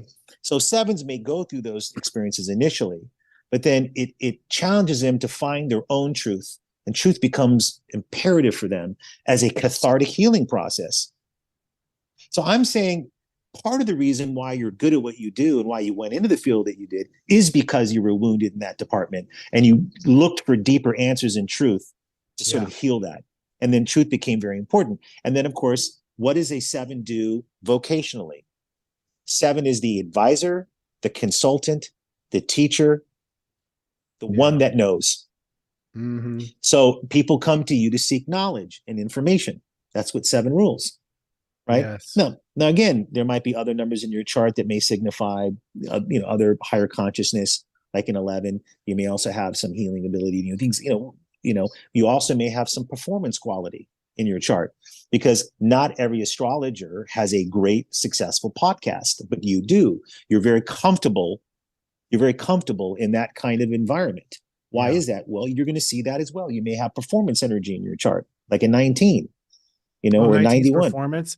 Yeah. Well, so in my astrological chart of my degrees, I've got 4 planets and 19 degrees in my chart too. So I'm seeing crossover between the degrees and your system, which is partly what I built my whole platform on. It's interesting. The only person that really, and I don't really talk about her very often, but when I was in my mid-20s, I bought this book on numerology at the very beginning of my studies, and it had a number in the back of it. And I called the number, and it was an elderly woman living in Salem, Oregon. Her name was Jean. And I told her that I was fascinated by her book, and if she would, give me any time, because I have some other questions for her. Anyways, we developed a relationship. I never met the woman. I'm sure she's passed on by now, but she would stay on the phone for me hours and hours and hours. And I learned part of my system from her, and then part of my system from other books. And then I trial and error developed my own system from all of that. But she did something. She gave me a reading one time, and she sent me a booklet. And in it, she used the degree of my sun, 19 degree Libra. Mm-hmm. And she associated with a tarot card. Mm-hmm. And the 19th tarot card was the sun card. And interesting. Now, I've never seen anyone else do that. I don't use that in my practice, but it was something very unique to what she did. That's the first time I've ever heard anyone use the degrees and planets other than myself. That's amazing. Well, I'd love to know about that book backstage later. I'd like to know. That sounds fascinating. I've noticed a pattern in the degrees of the planets. I'll just say right now, I mean, there's 100% a numerological pattern in the degrees of the planets, and they add up. And 19 in the perspective of astrology is the Earth or manifestation, and the sun is the 1, and the 9 is Mars. So there's a planetary association to each of the degree numbers. And what's fascinating to me is the addition. So, so a 4 and a 3 make a 7. Right. So when my 4 lives up to my 7, do I operate like an 11? Does it start adding up like that as far as consciousness? No, but what'll happen is that you'll learn to integrate, your practical and mystical mind. You'll learn to develop a philosophy of truth, and learn to determine through other people whether they're compatible with you, whether they're people you can trust in, right? You will learn to be an authority in your subject, and be highly knowledgeable at it, and share that information with others. Now, I will say there's a 3 there, and that has to do with the emotional realm. Okay, that was my question. What's the dangling 3 there? Okay. So the first number is emotional? So 3 rules: emotional expression, creative expression, and so on and so forth. And so this is how you speak, you talk, and express yourself, right? Mm-hmm. So you're talking about deeper things and, spiritual things, but there's a great deal of analysis in that. But it also wants to remind you that your feelings and emotions need to stand alone and be integrated with your analytical mind. So you might analyze for your emotions at times, instead of simply allowing them to express, in a certain way. So also, if there's trust issues, sometimes it takes a while for us to learn to be vulnerable. Now the 43 might even have that a little bit more exacerbated because the 3 is connected. But that's something, in your relationships, of like being able to develop proper open communication and being honest with your feelings, and at the same time being grounded and in your truth. So, these are all parts of things that you learn later on after you've replayed some stuff for a while, and several cycles later, several 9 cycles later. Listen, when I get contact and somebody's like 20, I'm like, your job is to F up. That's your job. Right. F it all up. And we can talk about it, and I'll give you some great things, and then do your life. Right. Yeah. You mentioned relationships. So is there some sort of arithmetic to numerology and compatibility? So I've done a lot of compatibility readings between couples. Mm-hmm. And it's very interesting. It's fascinating work, because you look at the lesson numbers in each person's chart, and then you look at how these charts would theoretically interact with each other, right? Mm-hmm. And why that person triggers the other person, or that person presses their buttons, or that person doesn't feel like they're allowed to be a part of who they are in front of that person. And I'm very diplomatic in how I deal with these things. And yes, I've just Libra, done this. I believe that. It's true. That's true. I guess I think I have. You are a diplomat. Yeah. I think I have like 4 planets in Libra. Yeah. You have a lot of Libra. And so So what you want to do is, and it can be very healing and insightful for each person, when they hear the story of that other person's storyline, their wound and what they're working with, they develop a certain kind of compassion for their significant other in the way they haven't. Yeah. And then they also know not to take certain things personally, and that they're working on it. And then they learn to help support each other in learning their lessons. How amazing and beautiful is that? It's brilliant. I mean, I'm amazed as an astrologer, because astrology holds a similar wisdom from a completely different school, of mechanisms. Yeah. And I cannot believe that we are in the age of creating robots and sending people to Mars, and we still can't freaking get along. And the answers are right here, right? Like right under our feet, right here, right now. Yeah. But, but then again, as well as I do, one of the reasons why I agree to go on your show is that you're a proficient astrologer. And the problem is that we get a lot of astrologers out there who don't understand the complexities of it all and oversimplify. And then people get the wrong idea from that, Yeah. And I see this with numerology. I mean, social media is done. I haven't done a lot of it. I have a new publicist, and she's like, "We're going to get you out there." I'm like, I have plenty of clientele, but I do need to get out there. I have mixed feelings about it. I do, because, I see things out there that are what I would call misinformation, and I don't know if these people are doing it purposely or they're not aware, but I think it's important that people like you and other people who are proficient in what they do really educate people properly on what astrology, what it is, and maybe what it's not as well. Yeah. Well, Josh, we need you out there, man. It's time. I Thank think you. My experience with the ones who don't know they're just, well, first of all, people are not good at learning anymore. School systems don't support this. But I also say to people, I hear that aggravation a lot, and I just keep saying, but they're bringing in our future clients. Right. Because inevitably, I see I don't know if you know, it's on TikTok, like there's astrologers with like 30 million followers on TikTok. Oh, I know. And I was like, what? And they're doing they're making jokes about what's, Scorpios are good in bed, like very simple elementary stuff. And I'm like, wow. So on the one hand, I'm like, wow, you guys have no idea how deep it is. On the other hand, I'm like, holy crap, there's 30 million people who are going to want something deeper eventually. That's so right. I see the whole, society is actually, the young kids they're born open to this. Whereas even now, I'm still embarrassed. If I meet someone who's like 65, I'm like, what do you do? And I'm like, I'm an astrologer. And they're like, oh, you look through telescopes. I'm like, no, I tell chicks their fortune. Right. It's like, there's that moment there where, they look down at me, and I'm like, hey, but I'm making a living, so. How do you think I felt breaking the barrier? I mean, my mother was so skeptical that she was skeptical of skeptics. She didn't think they were skeptical enough, and I mean, and she really was stereotypical. She even kind of looked like him. She had that kind of crazy hair. Like, it was very weird. And she was, you would have, I just remember at dinner table, she'd put you down. You wouldn't even know it. It was so intellectual and smooth. She just makes some kind of, well, that's like something you would be interested in, isn't it, Joshua? And you're like, wait a minute, are you insulting me? Yeah, you just intellectually punked me right now, So what was your mom's number net? My mom was a 777, and this is what I wanted to tell you about, that people that have 3 or more 7s can be more extreme. In fact, 3 or more of any number can be more extreme. You can get the extremes. So she was very skeptical, right? And I had a run-in with a rather dishonest skeptic who also had 3 7s too. In one of my karmic lessons in life, right? We're going to attract certain types. And that was my mom coming back in this person's guise, right? That's the wound, right? The mother wound. And, but something amazing happened toward the end of her life. My mom lived to 93 and she had a good run. Yeah. And she was quite sharp up until the end. And I had a phone call with her maybe about a year before she passed away. And I said, Mom, just out of curiosity, the way your mind works, what do you think happens to you when you pass away?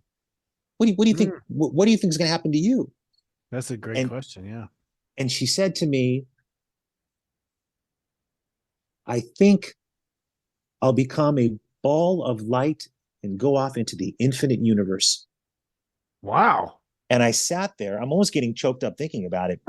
I sat there on the phone and I thought, my God, this can't be my mother. And I think she had started to change towards the very end of her life. And this was the mother that was nuts. I mean, she thought, what are you doing? This is highly impractical. She probably thought it was pseudoscience. And, but even towards the very end of her life, I think something shifted in her as she faced her mortality. And I do think I think it's factual that there is more to life than what we see. And I think it's truthful that we are here for a reason. And I think it is, the highest truth that if we work on ourselves and we put time and energy into being a better person, but really confronting things in ourselves, there is a major payoff for that. And my numerology proves it, that's all true. That's one thing about your work that probably has a better standing than mine, is that at some point, at least to a scientist or a mathematician, your work becomes undeniable. Yeah. It's down to the numbers. It just becomes undeniable. It is actual, show me the numbers, they say, basically, right? So, maybe you're on a path of some sort of proof that we've been looking for. I don't know. I think at some point I will get there, but some of the other things that humble you is that there are limitations. Yeah. God, I'll say the word God or the universal mind. I mean, there's different terms you want to use, created all this. And we're just, when we're looking at transit progression, solar arcs and solar returns and all this stuff. And when we're looking at all these kinds of things and we're prognosticating and looking at stuff, there are things that are outside our purview. There's X factors, things that we can't see. We can't see everything. I don't know everything that happened to every all 8 billion people on planet Earth, right? I don't know everything, and I'm aware of that. I'm humbled by that. Part about becoming really good at what you do is knowing your limits, right? So I know I talk about the fact that these things are true because I have enough evidence to show that they are, but I also know that there are areas that I'm not going to know everything, right? But I'm going to know enough to help the person awaken to their higher path. I'll know enough.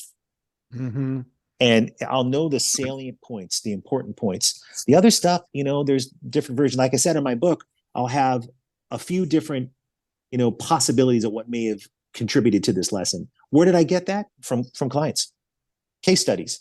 Yeah. Right. I mean, from that Saturn and Moon opposition that I probably had, the adoption looks like that kind of a thing, a cold mother, a detached mother, emotions being restricted, right? Yep. And Saturn in your fifth, which is sort of a forced to grow up too young. 100%. All of that happened to me in my childhood. And but remember, our wounds are part of our higher purpose. So if I'm telling you right now that if I hadn't experienced that, I would have been a singer-songwriter. I would have been, I went to school for music, went to Berkeley College of Music, and I was a good singer and a performer. I had all that going for me, but the universe is like, not this time. This time we want you to serve others more than just get aggrandizement for being a performer. And so I understand it, I get it, but the wound is what caused me to look into this. Remember, woe to those who have no versity, for they have no reason to seek me, to seek the truth, to seek answers. And that, I'm telling you, so much of our life, if we can look at that wound, right, and make friends with it, we don't have to cure it all overnight. You just work with it. It opens the door to so much. And that's what a real reading is. A great reading isn't something where someone tells you all these fantastical things that have a high likelihood of not working, right? Right. You're going to win the lottery. You're going to marry Angelina Jolie. You're going to end up becoming the president of the world. You're going to start a new planet, and you're going to be the head of that planet. People can tell you all these things, but if someone can really cue into their life and make sense of your life and say, oh my God, this is true about me. That's true about me. I did experience this. You start to get credibility with the client, and then there's a bond and a trust that is created there. And then you can help them break free, because it's almost like they have to believe it's possible. Right. Yeah. Belief is so important. You have to believe it. Yeah. Yeah.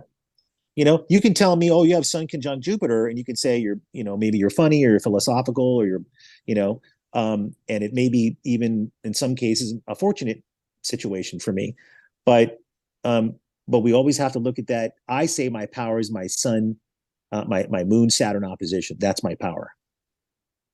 Yeah, I mean, opposition I think does force a lot of power. Just the back and forth. I mean, electric motors are literally oppositions, making things spin. So Right. from an energetic perspective, it's the fundament of power, that opposition. And I mean, if you want to look at the politics of today, I think some people are in power by getting us fighting with each other. So it's like You that think? opposition is turning into power. Yeah. You know, it's Yeah. interesting. I normally don't do these things, but I get these interviews where people want to know, you know, what's going on in the universe of, you know, the universal numbers, you know, the calendar year 2024. Yeah. And one of those, That's an interesting question. yeah. And Is there anything you'd like to well, share? not so much, but about that. But I went back to when we went from 1999 to 2000, Mm-hmm. right? When we went, and which we went into the two energy, which we've been in ever since. Yeah. Right. And what does two represent? The two sides are the opposition, you know, the polar opposites. Mm. And if you look at the election in 2000, we had, you know, there was this Bush Gore, you know, hanging shads. Like it was the first time they took him to Supreme Court. It was a huge conflict. Yeah. and the Supreme Court decided who was going to be the winner of that, you know, that candidacy. And so that increased, right, as time went on, the polar opposites. And we are now in a position now. We're so oppositional that two people can look at a plant and one can call that a dog and the other one could call that a car. And the other one calls it they. Yeah. All right. Well, you know. Yeah, that's where we're at. We're all disagreeing. Yes. I get it. You know, look, there's so much craziness going on in the world. And that's why I think this kind of work is so helpful, because I really do think we're in very chaotic times. You know, I think this election is going to be very chaotic, And astrology agrees. Mm-hmm. There's war in the world. We've got war in Ukraine. You have that horrible thing that happened in Israel. Yeah. Horrible. Yeah. Both sides. It is horrible. It is terrible. It's tragic. And I get it. I get my responsibility to do my part to help people navigate these rough waters and help people get on track. And that's what you do. You know, every day that you come on, people listen to you because you're providing direction and you're knowledgeable and you care and you're using your 7 in a really, really great way. You know, oh, thanks, and man. so that's really what it's all about. You know, look, there's some personal stuff going on. I'm sure there is, but you know, you can always talk to me about that later. And then, you know, but all of this is part of a master plan, right? So we'll get through these rough waters, and then we'll evolve. You know, you got to think about when people look back 20 years from now and they look at the way the world was back now, and they're like, oh my God, what the hell happened back then? Yeah, I know. It went a little crazy. So you see this whole era of all these 2000s are going to be based on working with this duality, this polarity, huh? Like there's like a fundamental theme. Is that first number like a fundamental theme, like the 3 and my 4? What is that first number's architect? So I remember I think it was late 2019, someone consulted me for an interview about what 2020 was going to be about. Right? Ooh, 2020 was rough. Right? So the roughest. I mean, and astrologically, we had Saturn conjunct Pluto, which was also rough. Right. And I think historically, Saturn Pluto conjunctions do kind of bring certain challenges like that, you know, historically. Yeah. So, so I was asked about it, and some girl, you know, was like, does it mean it's going to be super fun? And I'm like, I don't think so. I don't think it's going to be fun. Where do they get these people? Right. So, you know, I told her I didn't know what was going to happen. I'm not Nostradamus. I work with people, not these universal dates as much. I haven't done as much study on that, but I told her that we would be forced to work together, that we'd have to learn how to work together to cooperate, that we'd be depending on each other with the two twos, right? Right. But we'd have to be aware of pulling apart and being oppositional. Mhm. So when COVID hit, it forced everyone to do their part, right? But then over time, lines were drawn, you know, Yeah. and we still have those lines, the pro-vaxxers and the anti-vaxxers, and you know, and Yeah. it became politicized and Yeah. all this kind of stuff. And the one thing you have to learn about the two is that it's an illusory, it's an illusion, it's illusory. Right. You know, when you study ancient, you know, Eastern mysticism, we realize that all things are one, and you and me, we're all connected. It's a hard concept to understand in the Western mind because we're very sort of this and that and black and white. But Right. you know, we do need to come together. I'm a realist, so I'm not saying, you know, this is going to happen tomorrow, but Right. eventually we're going to have to find some sort of apex where people can come together because or things aren't going to get done and so on and so forth. But we're experiencing strong two energy. Mm. No, And no there's more. question about it. And today is 2024, so there's another two coming in. There's, you know, Right. we're still that 2-2 is a theme for the next until Yeah, 2-3. You know, so that's right. yeah, it's a Yeah. strong theme. I guess we're working through that. I mean, and the astrology shows, you know, Neptune's in the same place it was in the American Civil War. Uranus is in the same place it was in World War II. Pluto's in the same Right. place it was in World War I. So as far as cycles are concerned, here in right now in 2024, we are coming to the recycle of most of our major conflicts we've ever had in all of history. So it's like the most, you know, divided we've ever been. And Go ahead. absolutely. Well, you know, the president just ordered, you know, tens of strikes on positions in Syria and in Iraq. You know, you know, proxies for Iran are, you know, been killing our troops, and you know, these things can spiral out of control. You know, there is this kind of warring energy right now, obviously, and but look, I'm not so interested in that as much. I don't feel like that's my calling.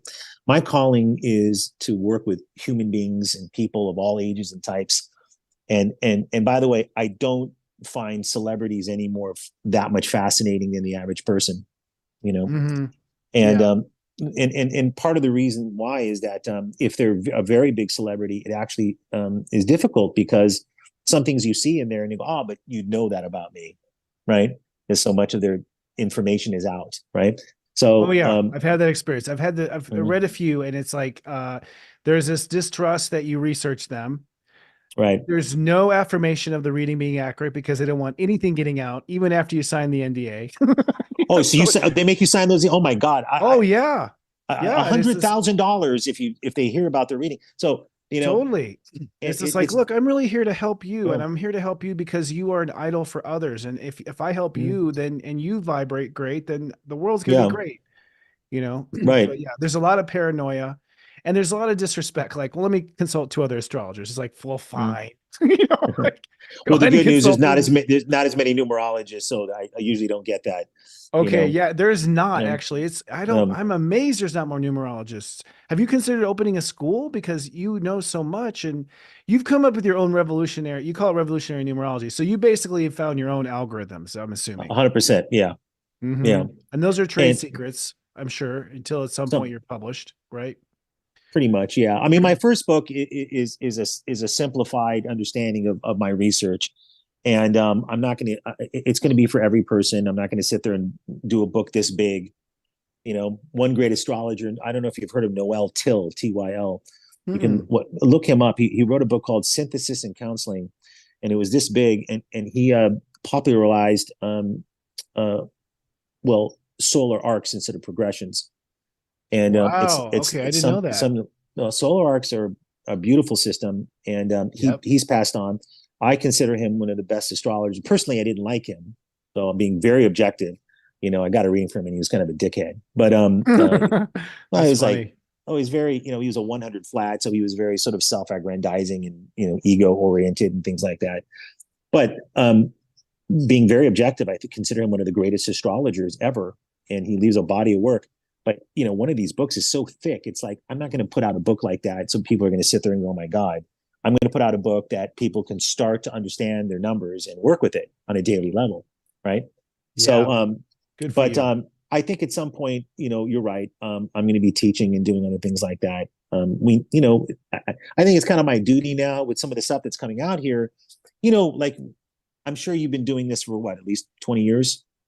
Yeah, I've been 18 years actually on YouTube. Okay. I was the first astrologer Yeah. on YouTube, actually. Incredible. So back then, right? We had MySpace. We didn't have the social media we have today. Correct. Yeah, I had a And MySpace so- profile. Yeah. Yeah. I mean, we all had like MySpace and it was goofy and things like that. But you got clients because of the work that you did, Right. word of mouth, your Word of mouth. proficiency. Yeah. Yeah. It's all word of mouth. Yeah. Yeah. This person really helped me. This had an impact on me. You should go see this person. Now, if you got a great marketing campaign, you can get out there, you can get, clients, but it doesn't mean your work is good. Correct. And so that's why I realize it's important that although I've been kind of avoiding, it's time for me to get out there and start spreading the word and do my part and help. I think it's great. We'd love to have you back too, man. And help you get up, help you boost those numbers and share.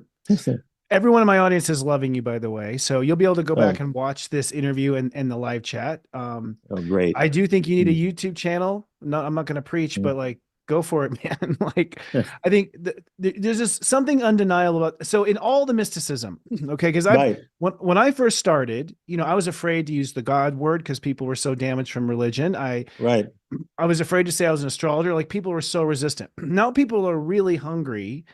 And even science is sort of raising an eyebrow, like, there's something to this. And I really think that numerology has the potential to go the farthest in mysticism because numbers are undeniable. They're undeniable. And everyone has their favorite numbers. Look at any lottery freak out there. They've got their numbers. People are attached to numbers, right? Like, they're attached to dates. They're attached to numbers. It's my 25th anniversary. Like, we have a number obsession. So I think you have the potential to like bring spirituality to people that would never look at it. You're right. And being raised by a voracious skeptic, it qualifies me to give readings to people that normally think that this is outside the box for them. Right. And I do it in a very rational, step-by-step way, and I go, okay, was this correct?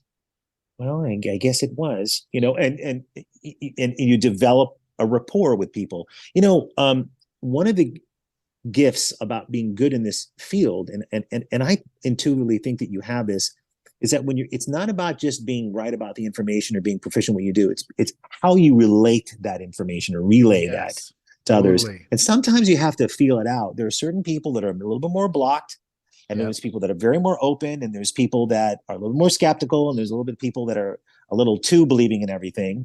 Right. And there's that saying, what is it? To those that believe, no evidence is required, and to those that disbelieve, no evidence will suffice. Correct. Right? Yeah. This is a big thing. This is this thing. There's some people that feel like the flat earthers that believe the earth is flat. You can't tell them otherwise. Correct. And it really isn't.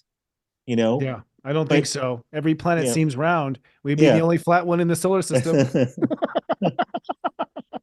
That's what I was telling you. But for some reason we're flat. I mean, I'm willing to go anywhere, but that's one where I'm just like, I think that one's going to be resolved when people can just take Musk's rocket up in space and they'll see for themselves and come back down. They'll look, oh my God, I was wrong. That's incredible.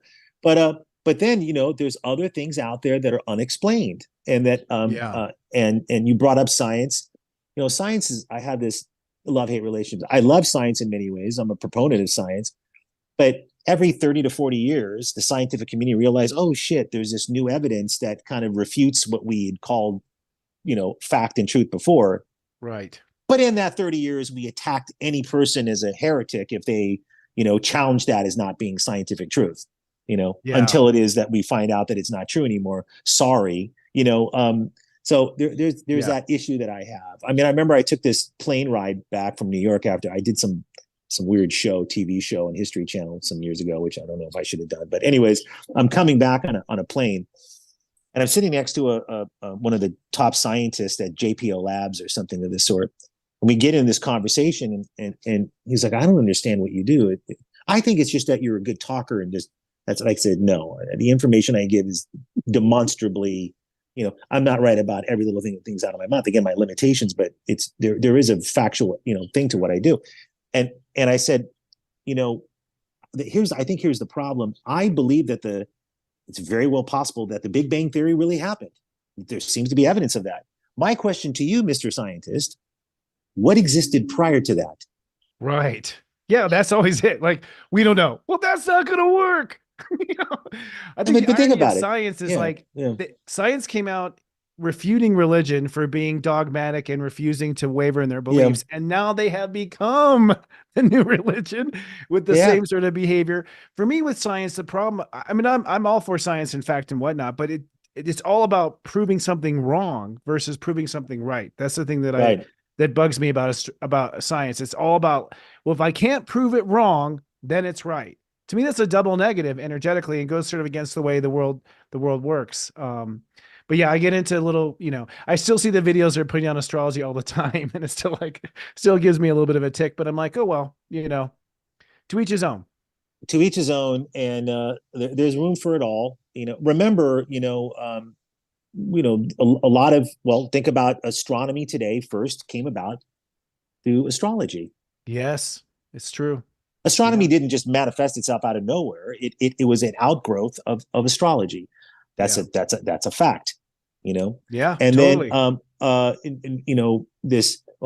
numerology is a pseudoscience. First of all, numerology is not a science in as far as what is considered to be a science today, because the system of numerology is thousands of years predating modern science, right? So it doesn't subscribe to the limits and the restrictions of what modern day science is. So to call it a pseudoscience is absurdity, because it doesn't fall into that category, predate science. So and I made that mistake before. I don't consider it a science, and consider it an art, and a mystical system. Yeah, I think so too.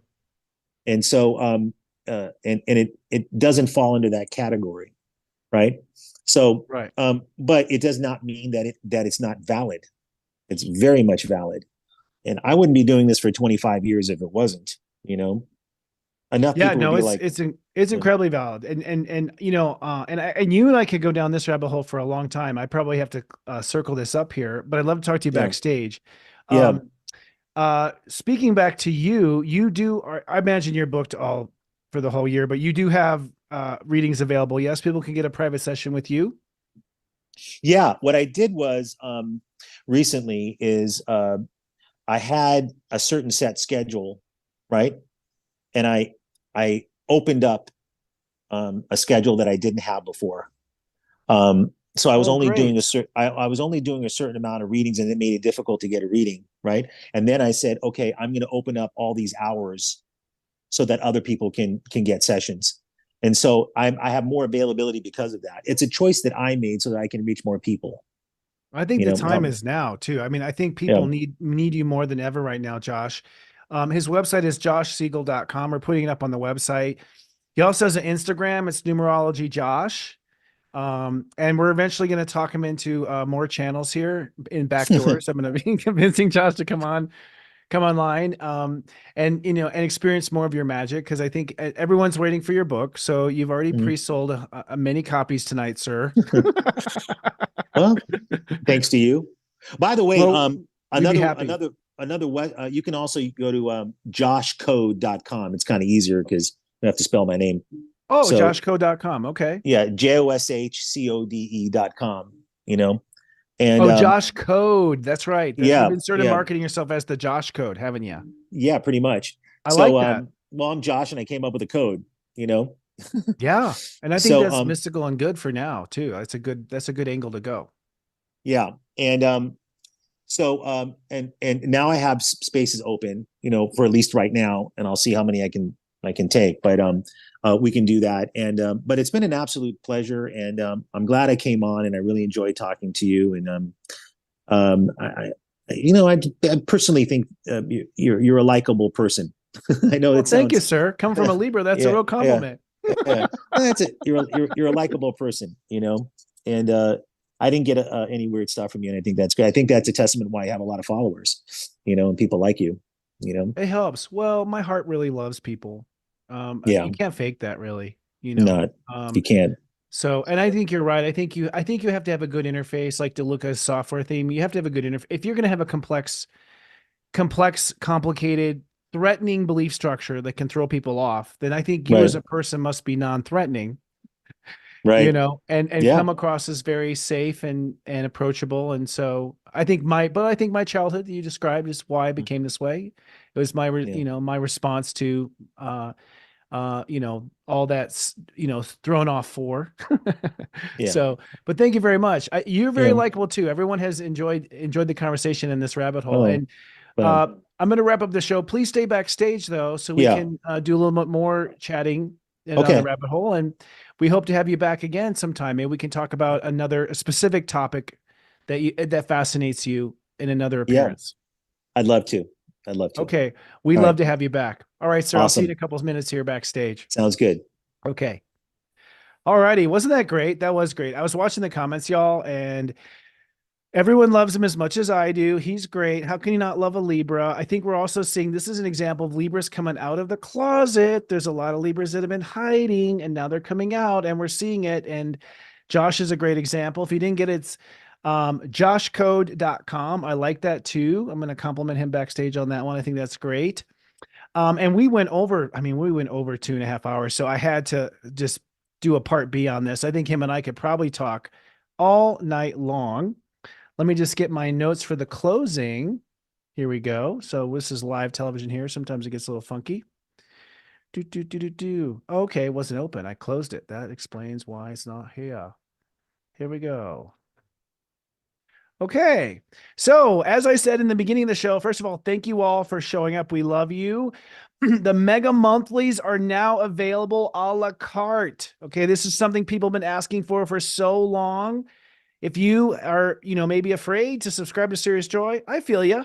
Just get a megascope at SiriusJoy.Cloud. Just get your soul's megascope. Give it a try. I'm giving a special right now. If you get one megascope, we'll give you the golden mega address for half off. These download to your phone. So this is Sensei in your pocket. You can put it in your phone, in your iTunes. You can listen to me anytime you want. This is the first time we've allowed people to own the file too of the mega monthlies. All 12 horoscopes are up at SiriusJoy.Cloud. Also the Golden Mega. The Golden Mega is a special show. I don't have too much time to go into it, but I basically did the entire month from the perspective of how to manifest. So I give secrets of manifestation like golden egg in the Golden Mega address. So it's about an hour long. Then I have a woman named Eden come on. She pitches me her ideas.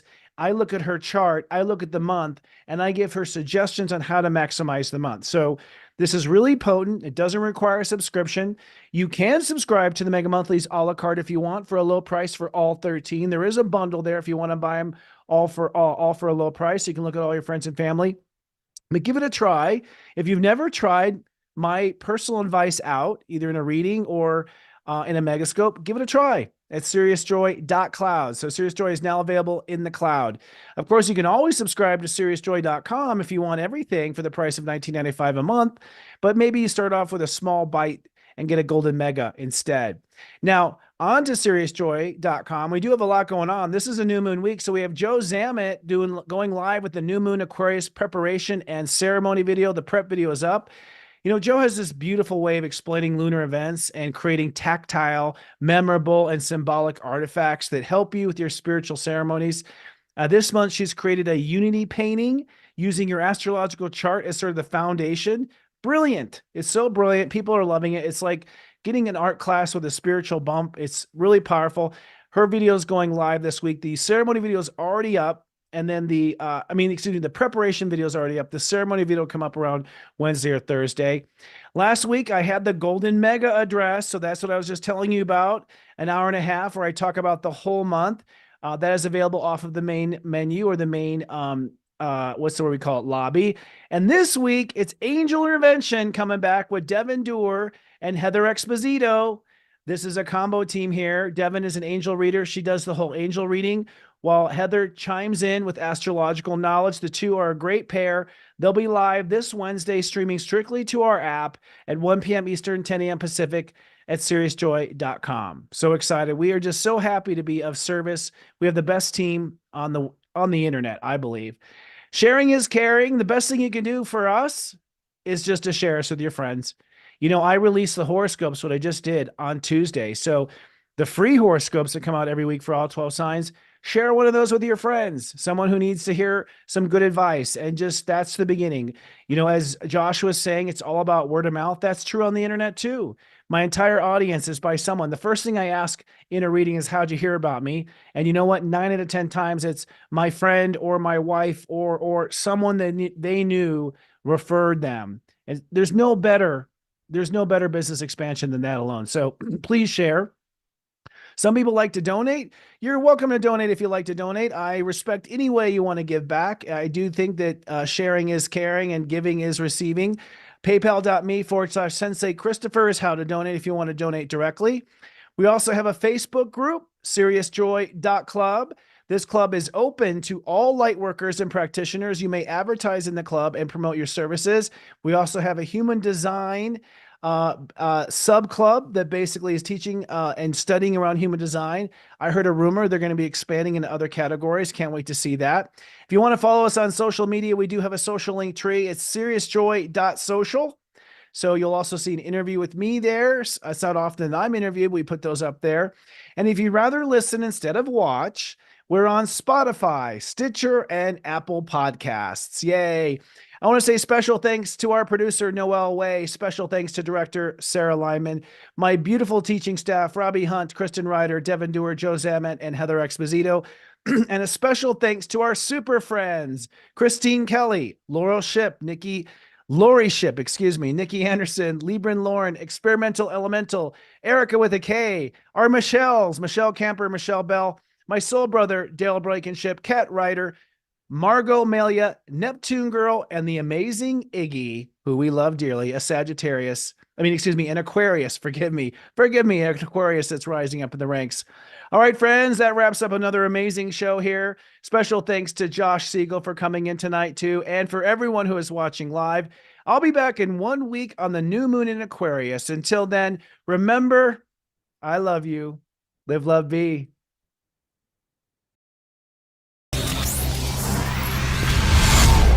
It's Sirius